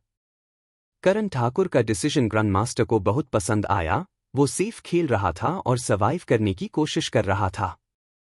ऑफ कोर्स, लुओ की लाइफ ग्रैंड मास्टर के लिए इंपॉर्टेंट नहीं थी। पर अगर लुओ मर गया, तो एप बीस्ट सोल भी डिस्ट्रॉय हो जाएगा। इसलिए लुओ को मरना नहीं था। बस जितनी कोशिश हो सके करते रहो और डॉलर को अपने सभी ट्रिक्स दिखाने पर मजबूर करो। अगर कुछ गलत हो, तो स्टेज से नीचे चले जाना और टावल थ्रो कर देना, सन ऑफ हेवन ने दोनों को स्टेज पा देखते हुए सोचा, डॉलर, चलो देखते हैं तुम्हारे पास क्या है। ओमकारवेंद्र ने लुओ के एक्शन से मीस लिए। मैं तुम्हें बताया था ना, सन ऑफ हेवन डेफिनेटली एक बीस्ट सोल लुओ को देगा। देखो, म्यूटेंट बोन आमो के साथ डॉलर को कम से कम 1 घंटा लग जाएगा लुओ को हराने में। क्या बात कर रहे हो? क्या करण ठाकुर जैसे लोग 1 घंटा तक शेप शिफ्ट कर सकते हैं? अजय राघवल ने डिसएग्रीमेंट दिखाया। पर उसका हाथ फ्रीज कर गया क्योंकि उसने सोचा था कि लुओ के पास एक बीस्ट सोल नहीं होगा। एनीवे, वो आराम से 10 मिनट तक सर्वाइव कर लेगा, जो मतलब है कि मैं 10 बार जीत सकता हूं। पिटी है कि तुम्हारे पास 10 म्यूटेंट बीस्ट सोल्स नहीं है, ओमकारवेंद्र हंसा। Dash chapter 85 dash. लेकिन जल्दी ही ओमकारवेंद्र की स्माइल गायब हो गई। जैसे high marshal Steely lit up हुआ, डॉलर ने अपना ब्लडी स्लेयर समन किया और एक तूफान की तरह एप, लुओ, की तरफ गोल्डन स्पीयर लेकर भागा। पलक झपकते ही डॉलर लुओ के सामने था और उसका स्पीयर लुओ के स्टमक में था। करण ठाकुर ने जोर से चीखा और अपने मेक से स्पीयर पा बराबर मारकर स्पीयर को नितिन राम के हाथ से गिरा दिया। ओमकारवेंद्र ताली बजने ही वाला था कि उसने देखा, डॉलर ने शांति से अपनी कमर से एक गोल्डन कटाना निकाली और सीधा करण ठाकुर पर वार किया, जो सिर्फ कुछ इंचेस दूर था। एप में बहुत स्ट्रेंथ थी, पर वो क्लमजी था। दूर से लड़ते वक्त ये कमी समझ नहीं आती, पर इतनी क्लोज रेंज पार, उसके पास डॉज करने का समय ही नहीं था। क्रैक! 9 फुट टॉल एप डू हिसन में कैट गया। लुओ सिर्फ एक विम्पर कर पाया और FIR वो अपने असली फॉर्म में आ गया और मर गया। खून नदी की तरह बहने लगा। सब लोग ब्लैंकली नितिन राम को देख रहे थे, जो अपनी कटाना शीथ में रख रहा था और स्पीयर उठाकर कामली चल दिया। डॉलर ने सिर्फ 10 सेकंड्स के अंदर सीक्रेट ब्लड क्रीचर में शेप शिफ्ट करने वाले लुओ को मार दिया था। एक मोमेंट के साइलेंस के बाद ऑडियंस में चीयर्स सुनामी की तरह फैल गई। हर कोई डॉलर का नाम ले रहा था, मार्शल हॉल पूरा गर्म हो गया था। सबसे ज्यादा खुश अजय राघवल था। स्टैंड्स में ट्वर्किंग करते हुए वो चिल्ला रहा था, dollar dollar I love you, जैसे माउस को राइस से प्यार है। ओमकारवेंद्र एकदम स्टन था। वो डिफ्लेटेड बलून की तरह बैठा था, ये सच कबूल नहीं कर पा रहा था कि लुओ मर गया। रेड हुफ्ड बीस्ट, मेरा रेड हुफ्ड बीस्ट, ये कैसे हो गया? ओमकारवेंद्र लगभग खून थूक देता। सन ऑफ हेवन ने अपने दांत जोर से भीख लिए। उससे फर्क नहीं पड़ता था कि लुओ मर गया, पर उसका secret blood a beast soul, जो उसके फ्यू प्रेशियस बीस्ट सोल्स में था, वो भी लुओ के साथ बर्बाद हो गया। साथ ही कई म्यूटेंट बीस्ट सोल्स भी चले गए।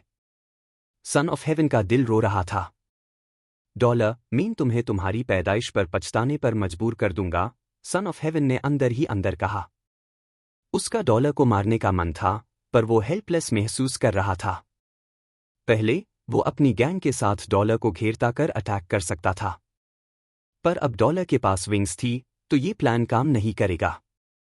अब ग्रैंड मास्टर को काफी रिग्रेट हो रहा था कि उसने अपने एक बार यूज होने वाले सीक्रेट ब्लड वॉस्प एरो का पहले इस्तेमाल कर लिया।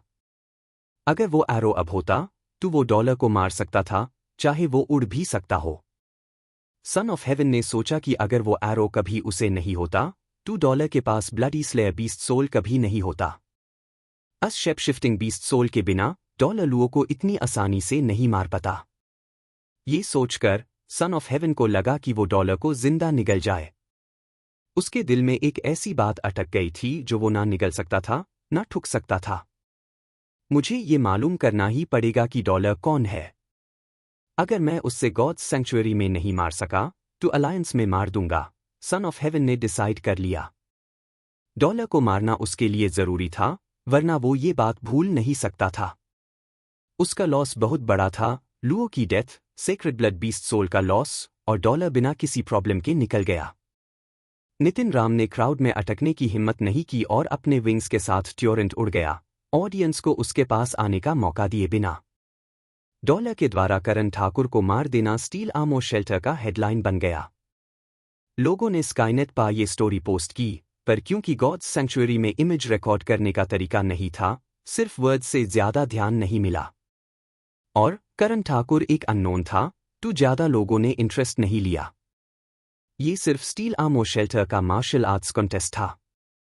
अगर डॉलर स्टील आर्मो शेल्टर का चैंपियन बन गया और बाकी शेल्टर्स के चैंपियंस के कॉन्टेस्ट में एंटर कर गया, तब उसका मैच पूरे फर्स्ट गॉड्स सैंक्चुअरी में देखा जा सकता था। अगर वो चोजन बन गया तो पूरी अलायंस के लिए एक बड़ी बात होती। पर स्टील आर्मो शेल्टर में लोग अब डॉलर से डरने लगे थे। उसके नेक्स्ट राउंड्स के अपोनेंट्स फाइट के लिए आए ही नहीं और सीधा शो अप करना छोड़ दिया। किसी को सेकंड्स में मार देना काफी ब्रूटल था, वो भी जब सामने वाला सीक्रेट ब्लड बीस्ट सोल में शेपशिफ्ट किया हो। किसी में अपनी जान डालने की हिम्मत नहीं थी।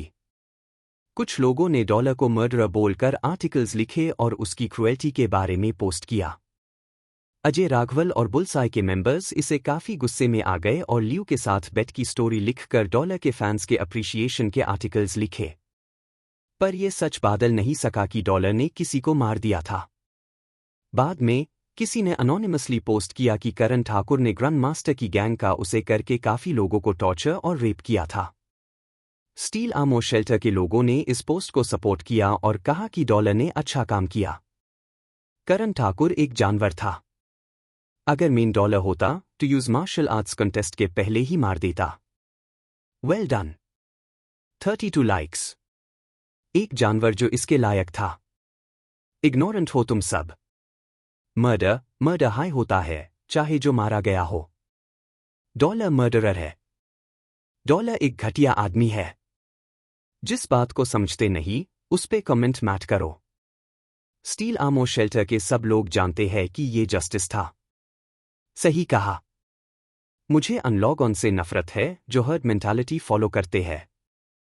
स्काईनेट पर काफी डिबेट हुई, पार एफआईआर डॉलर को क्रिटिसाइज करने वेल पोस्ट्स डोमिनेट करने लगे और उसके सपोर्ट वाले पोस्ट्स डिलीट होने लगे।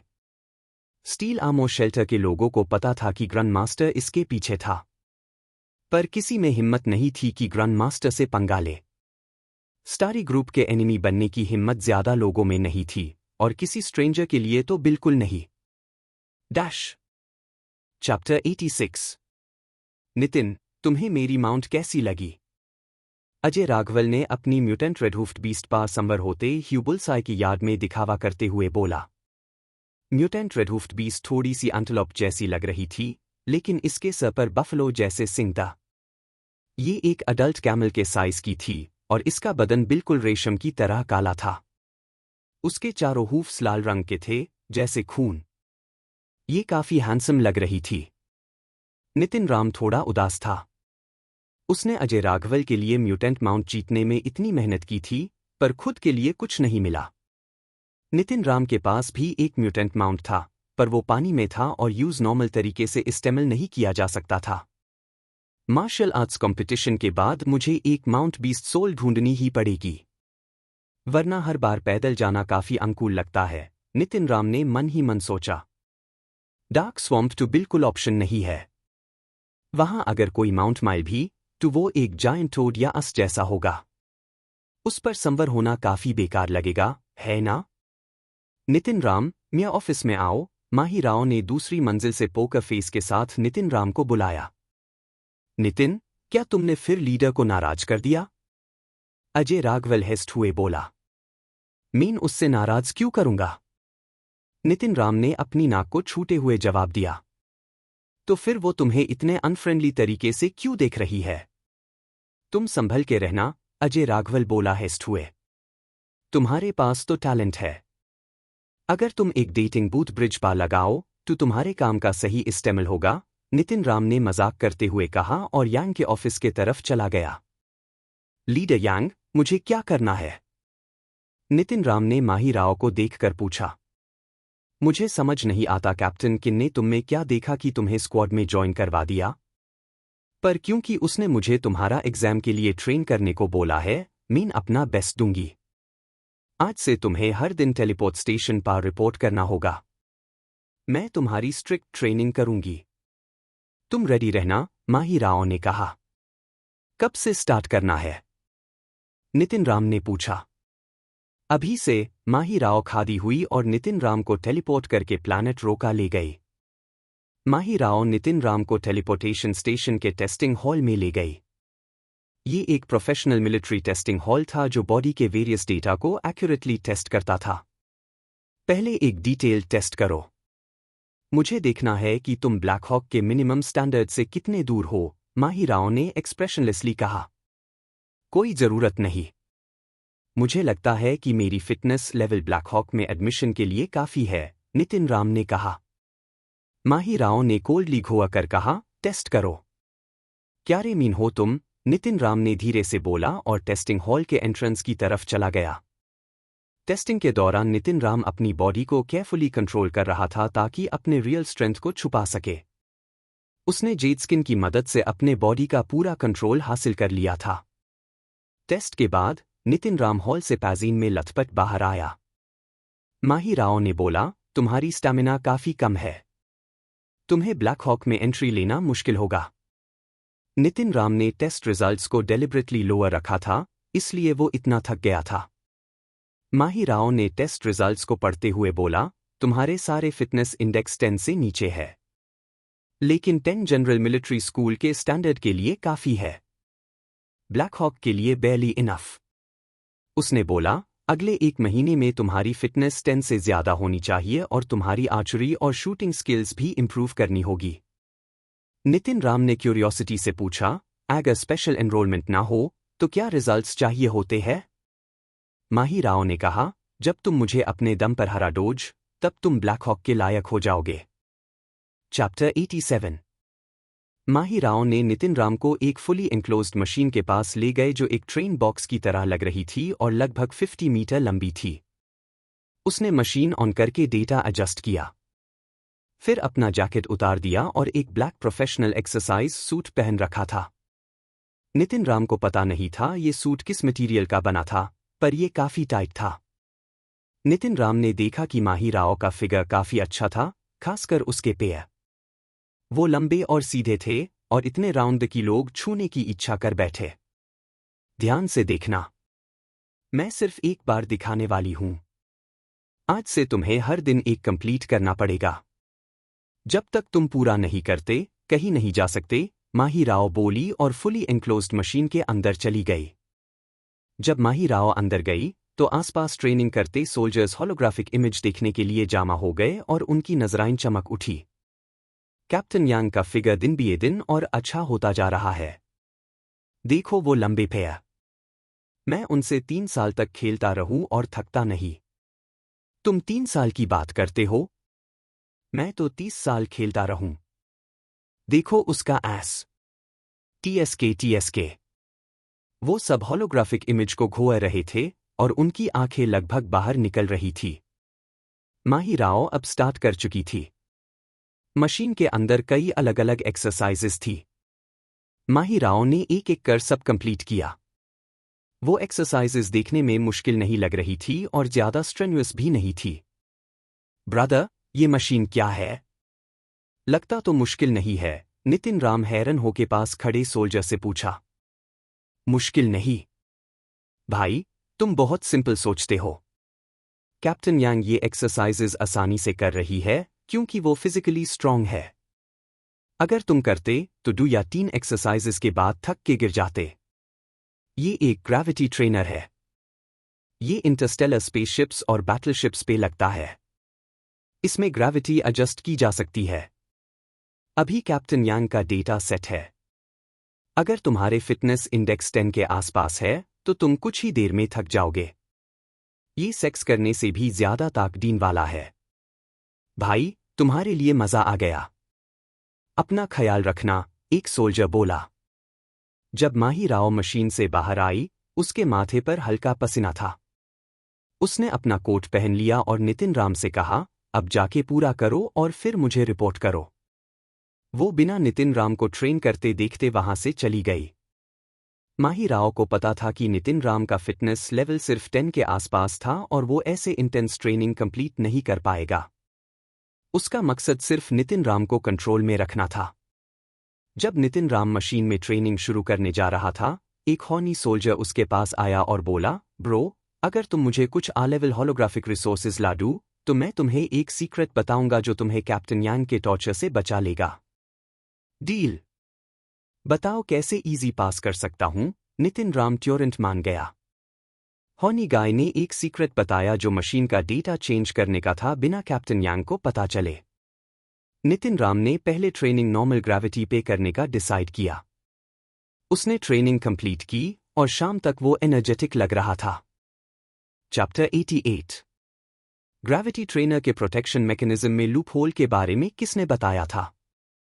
माही राव ने नितिन राम को गुस्सा होकर देखा, जैसे वो उसे मार डालेगी। माही राव को ग्रेविटी ट्रेनर के प्रोटेक्शन मैकेनिज्म के लूप होल के बारे में पता था। कैसा लूप होल? मुझे कुछ समझ नहीं आता जो तुम कह रही हो, नितिन राम ने बेगुनाह दिखने की कोशिश की। तुम मुझे नहीं बताना चाहते?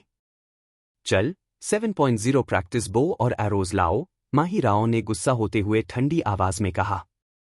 नितिन राम को पता नहीं था कि उससे क्या चाहिए, इसलिए उसने 7.0 प्रैक्टिस बो और एरोज लाके दे दिए।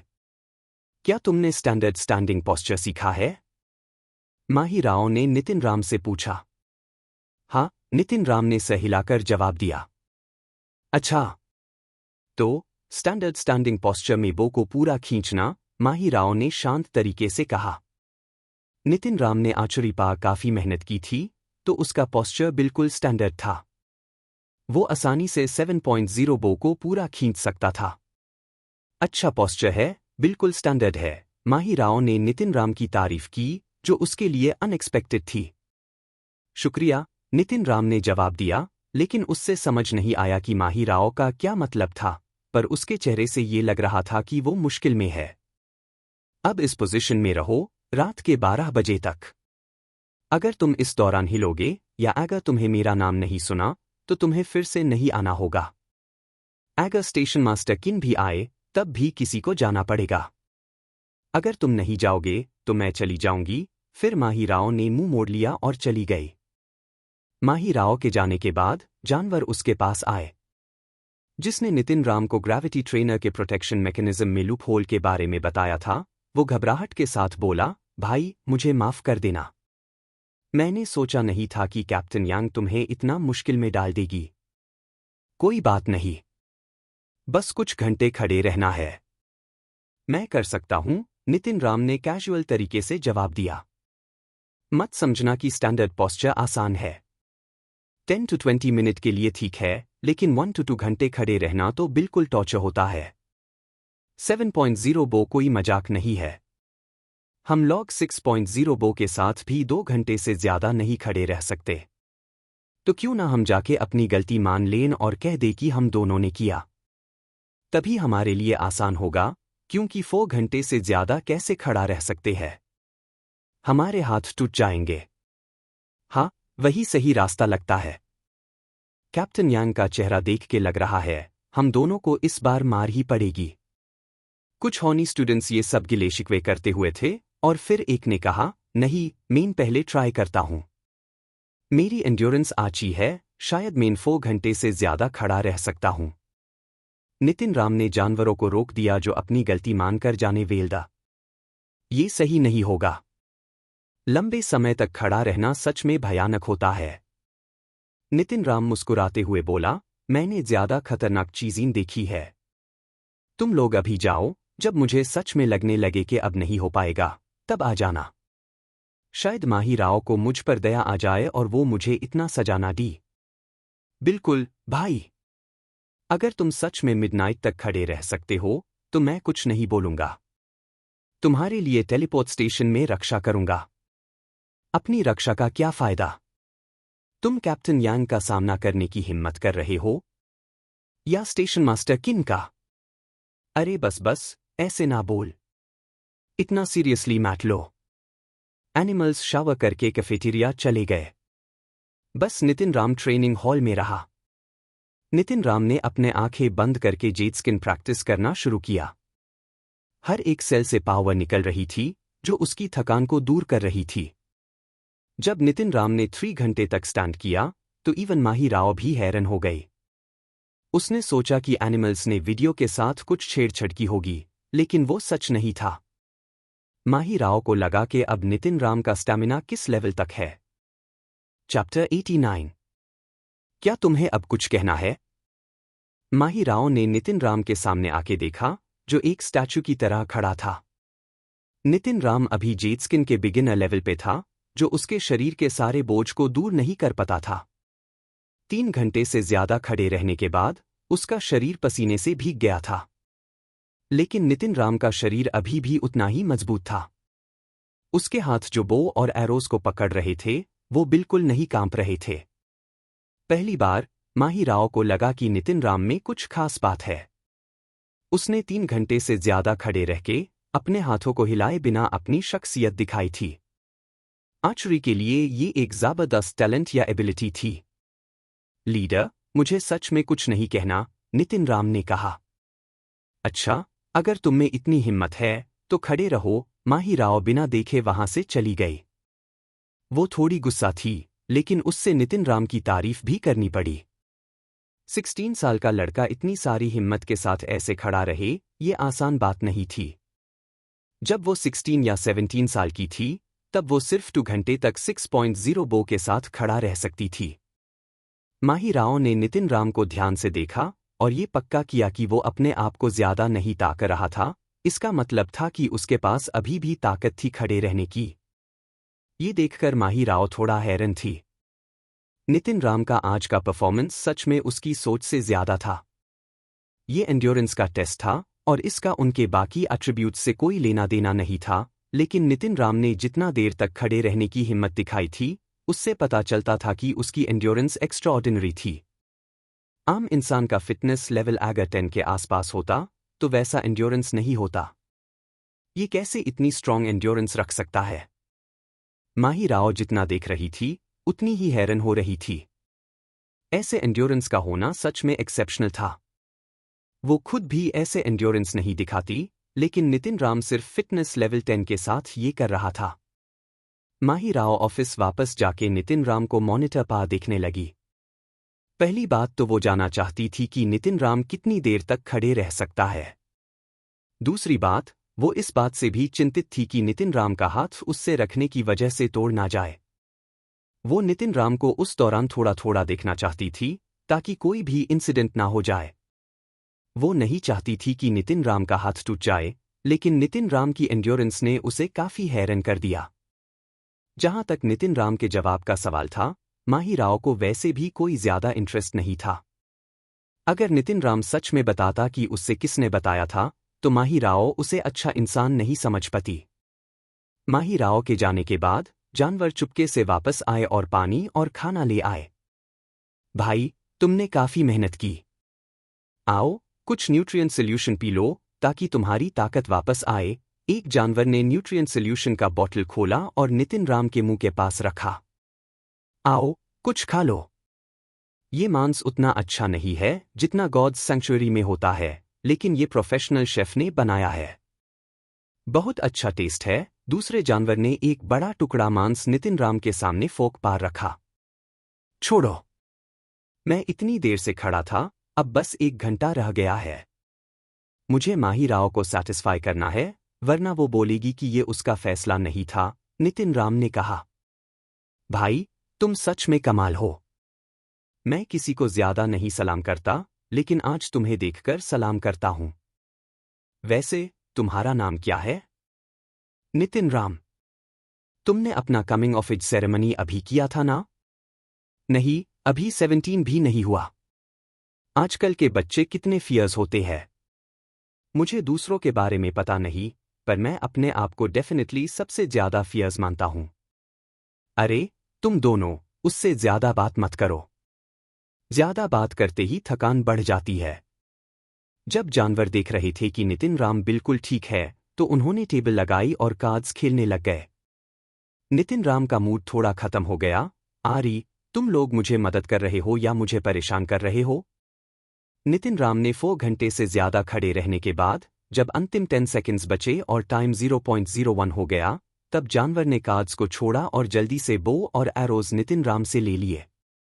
फिर उन्होंने नितिन राम को उठाया और मशीन में डालने जा रहे थे।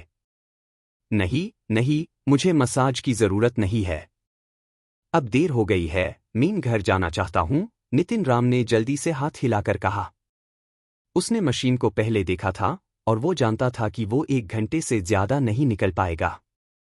उससे टाइम वेस्ट नहीं करना था। ये नहीं चलेगा। तुमने बहुत ज्यादा ताकत लगाई है जो तुम्हारे शरीर के लिए नुकसान दे सकती है। तुम्हें सबसे थॉरो मसाज और रिलैक्सेशन करना होगा ताकि तुम्हारे ब्लड वेसल्स, मेरिडियंस और मसल्स की वाइटैलिटी वापस आए। लिक्विड मसाज मशीन अपनी स्ट्रॉन्गेस्ट मोड पर है, तो तुम 3 घंटे के लिए इसे निकल नहीं सकते, एक जानवर ने सीरियस होकर कहा। मैं सच में ठीक हूं, नितिन राम ने कहा। वो 3 घंटे इंतजार नहीं कर सकता था। जानवर इग्नोर कर रहे थे और यूज लिक्विड पूल में डालने हाई वेल्डा। तब उसने गोस्ट पोजेशन स्किल का उसे किया और एक जानवर को उसके गर्दन से पकड़ लिया। फिर अपना पूरा शरीर एक सांप की तरह घुमाकर जानवरों से छुटकारा पा गया। भाई, मैं सच में ठीक हूं। मैं जल्दी घर जाना चाहता हूं, तो मुझे मसाज की जरूरत नहीं है। अगर तुम्हें नहीं विश्वास होता, तो मैं तुम्हें एक सेट मिलिट्री बॉक्सिंग दिखता हूं, नितिन राम ने कहा, स्टार्टिंग पोजीशन में आके जल्दी से एक सेट मिलिट्री बॉक्सिंग दिखाया। ये सेट ऑफ मार्शल आर्ट्स कुछ खास नहीं था। बस एक आम सेट था जो राइटियसनेस और बेनिफिट के एजुकेशन को इंटीग्रेट करता था। ये बेसिक ब्रॉडकास्ट जिम्नास्टिक्स के बराबर था। लेकिन इतनी सिंपल मिलिट्री बॉक्सिंग देखकर जानवर इतना हैरान हुए कि वो समझ नहीं पाए। होली शिट, क्या तुम इंसान के कपड़ों में कोई मॉन्स्टर हो? ये समझने के बाद कि नितिन राम ने मिलिट्री बॉक्सिंग फिनिश की थी, जानवर उसे ऐसे देख रहे थे जैसे कोई मॉन्स्टर हो। मुझे लगता है कि वो इंसान के कपड़ों में एक शूरा है। नहीं, मुझे लगता है कि वो इंसान के कपड़ों में एक परपेचुअल मोशन मशीन है।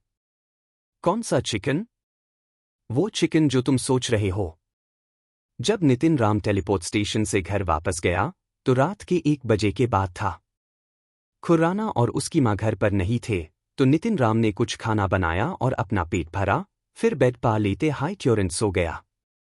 नितिन राम का शरीर ठीक था, लेकिन वो सच में थोड़ा ताका हुआ था। वो बिल्कुल नींद में चला गया और दोपहर तक नहीं उठ पाया। जैसे ही उसने स्ट्रेच किया, नितिन राम को एक ऐसा सुकून मिला जो शब्दों से बयां नहीं किया जा सकता।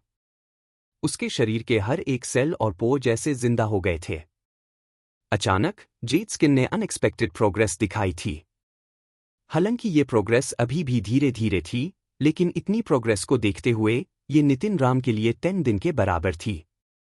इसका मतलब है कि मैं सिर्फ जेड स्किन को उस एक्सट्रीम स्टेट में ज्यादा अच्छे से प्रैक्टिस कर सकता हूं। नितिन राम हैरान था। पर ये खोज करने लायक थी।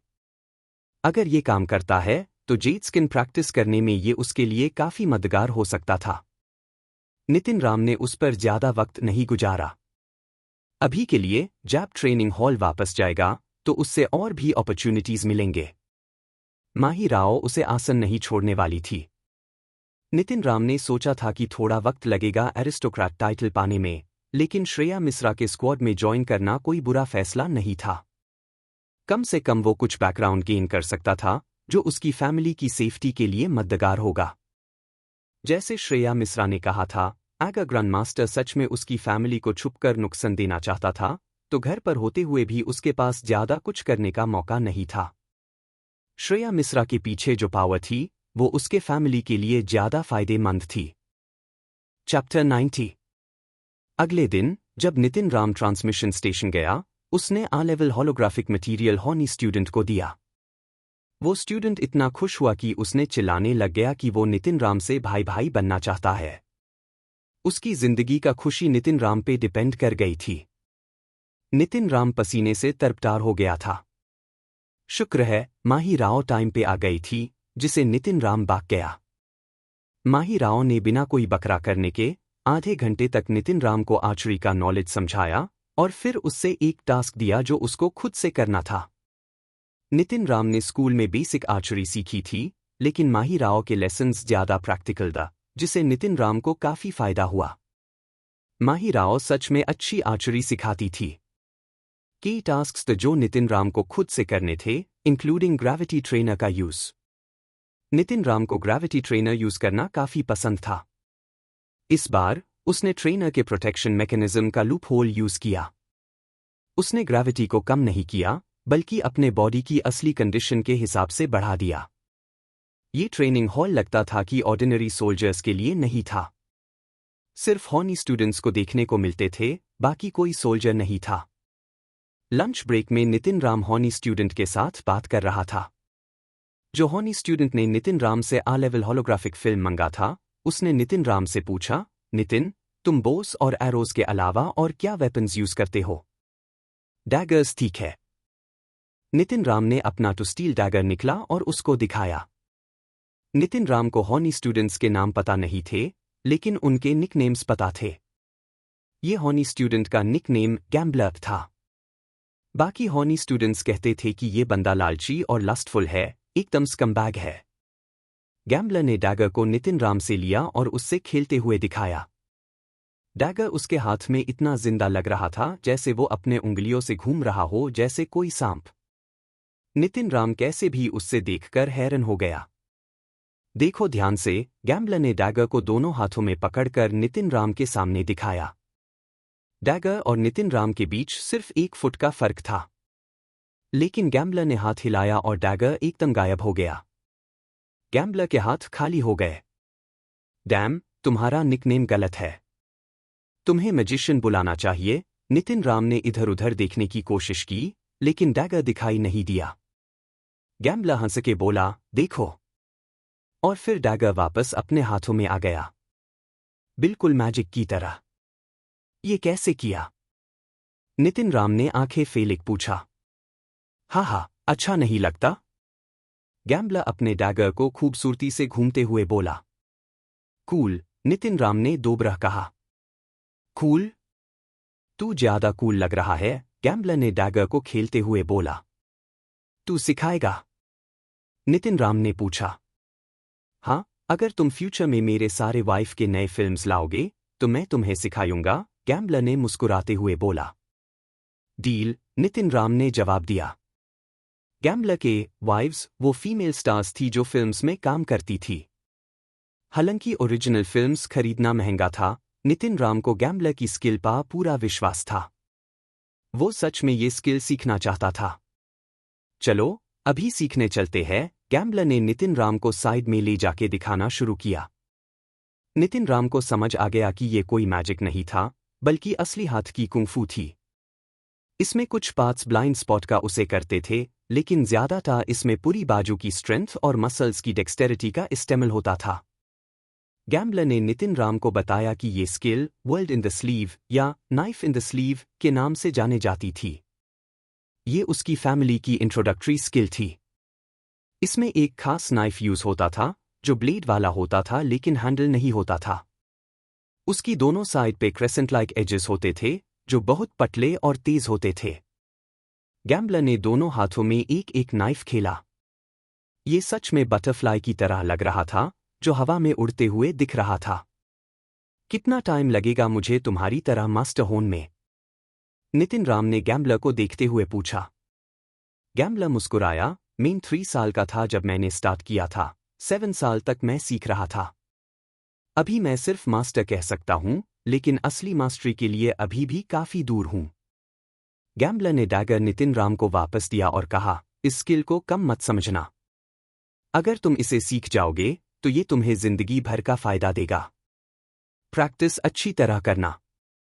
गैम्बलर, ये किस टाइप की कुंफू है? नितिन राम ने पूछा।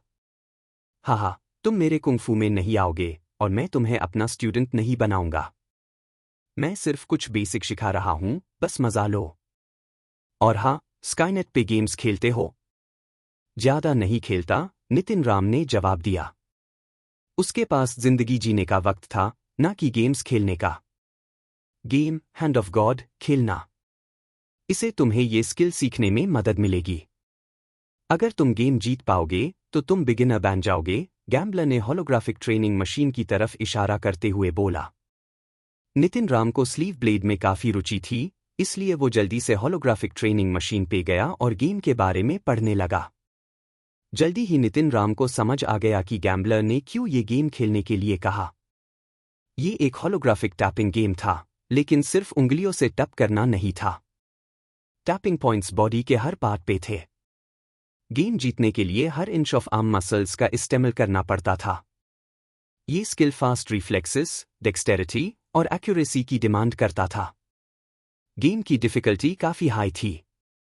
बिगिनर लेवल के अलावा इवॉल्वर्स, सरपासर्स और डेमिगॉड्स भी थे। नितिन राम ने बिगिनर डिफिकल्टी चूज की। गैम्बलर कौन सा लेवल था, नितिन राम को पता नहीं था, इसलिए वो उससे नहीं पूछा। जल्दी ही नितिन राम को गेम का मजा आने लगा। पहले थोड़ा ऑकवर्ड लगा, लेकिन धीरे धीरे स्पीड में अटैक करना एडिक्टिव हो गया। जल्दी जल्दी जल्दी। गेम शुरू होते ही प्लेयर्स एक्सट्रीम स्पीड से अटैक करने के थ्रिल को एंजॉय करते हैं। लेकिन नितिन राम के पास ज्यादा टाइम नहीं था गेम खेलने का। मार्शल आर्ट्स कंपटीशन के कुछ राउंड्स के बाद वो बिना किसी दिक्कत के फाइनल तक पहुंच गया। नितिन राम को ये पता नहीं था कि वो लकी था या अनलकी। उसने ना तो फिस्ट गाय को फेस किया, ना ग्रैंड मास्टर को। सन ऑफ हेवन ने फिस्ट गाय को एलिमिनेट किया था और श्रेया मिश्रा ने ग्रैंड मास्टर को एलिमिनेट किया था।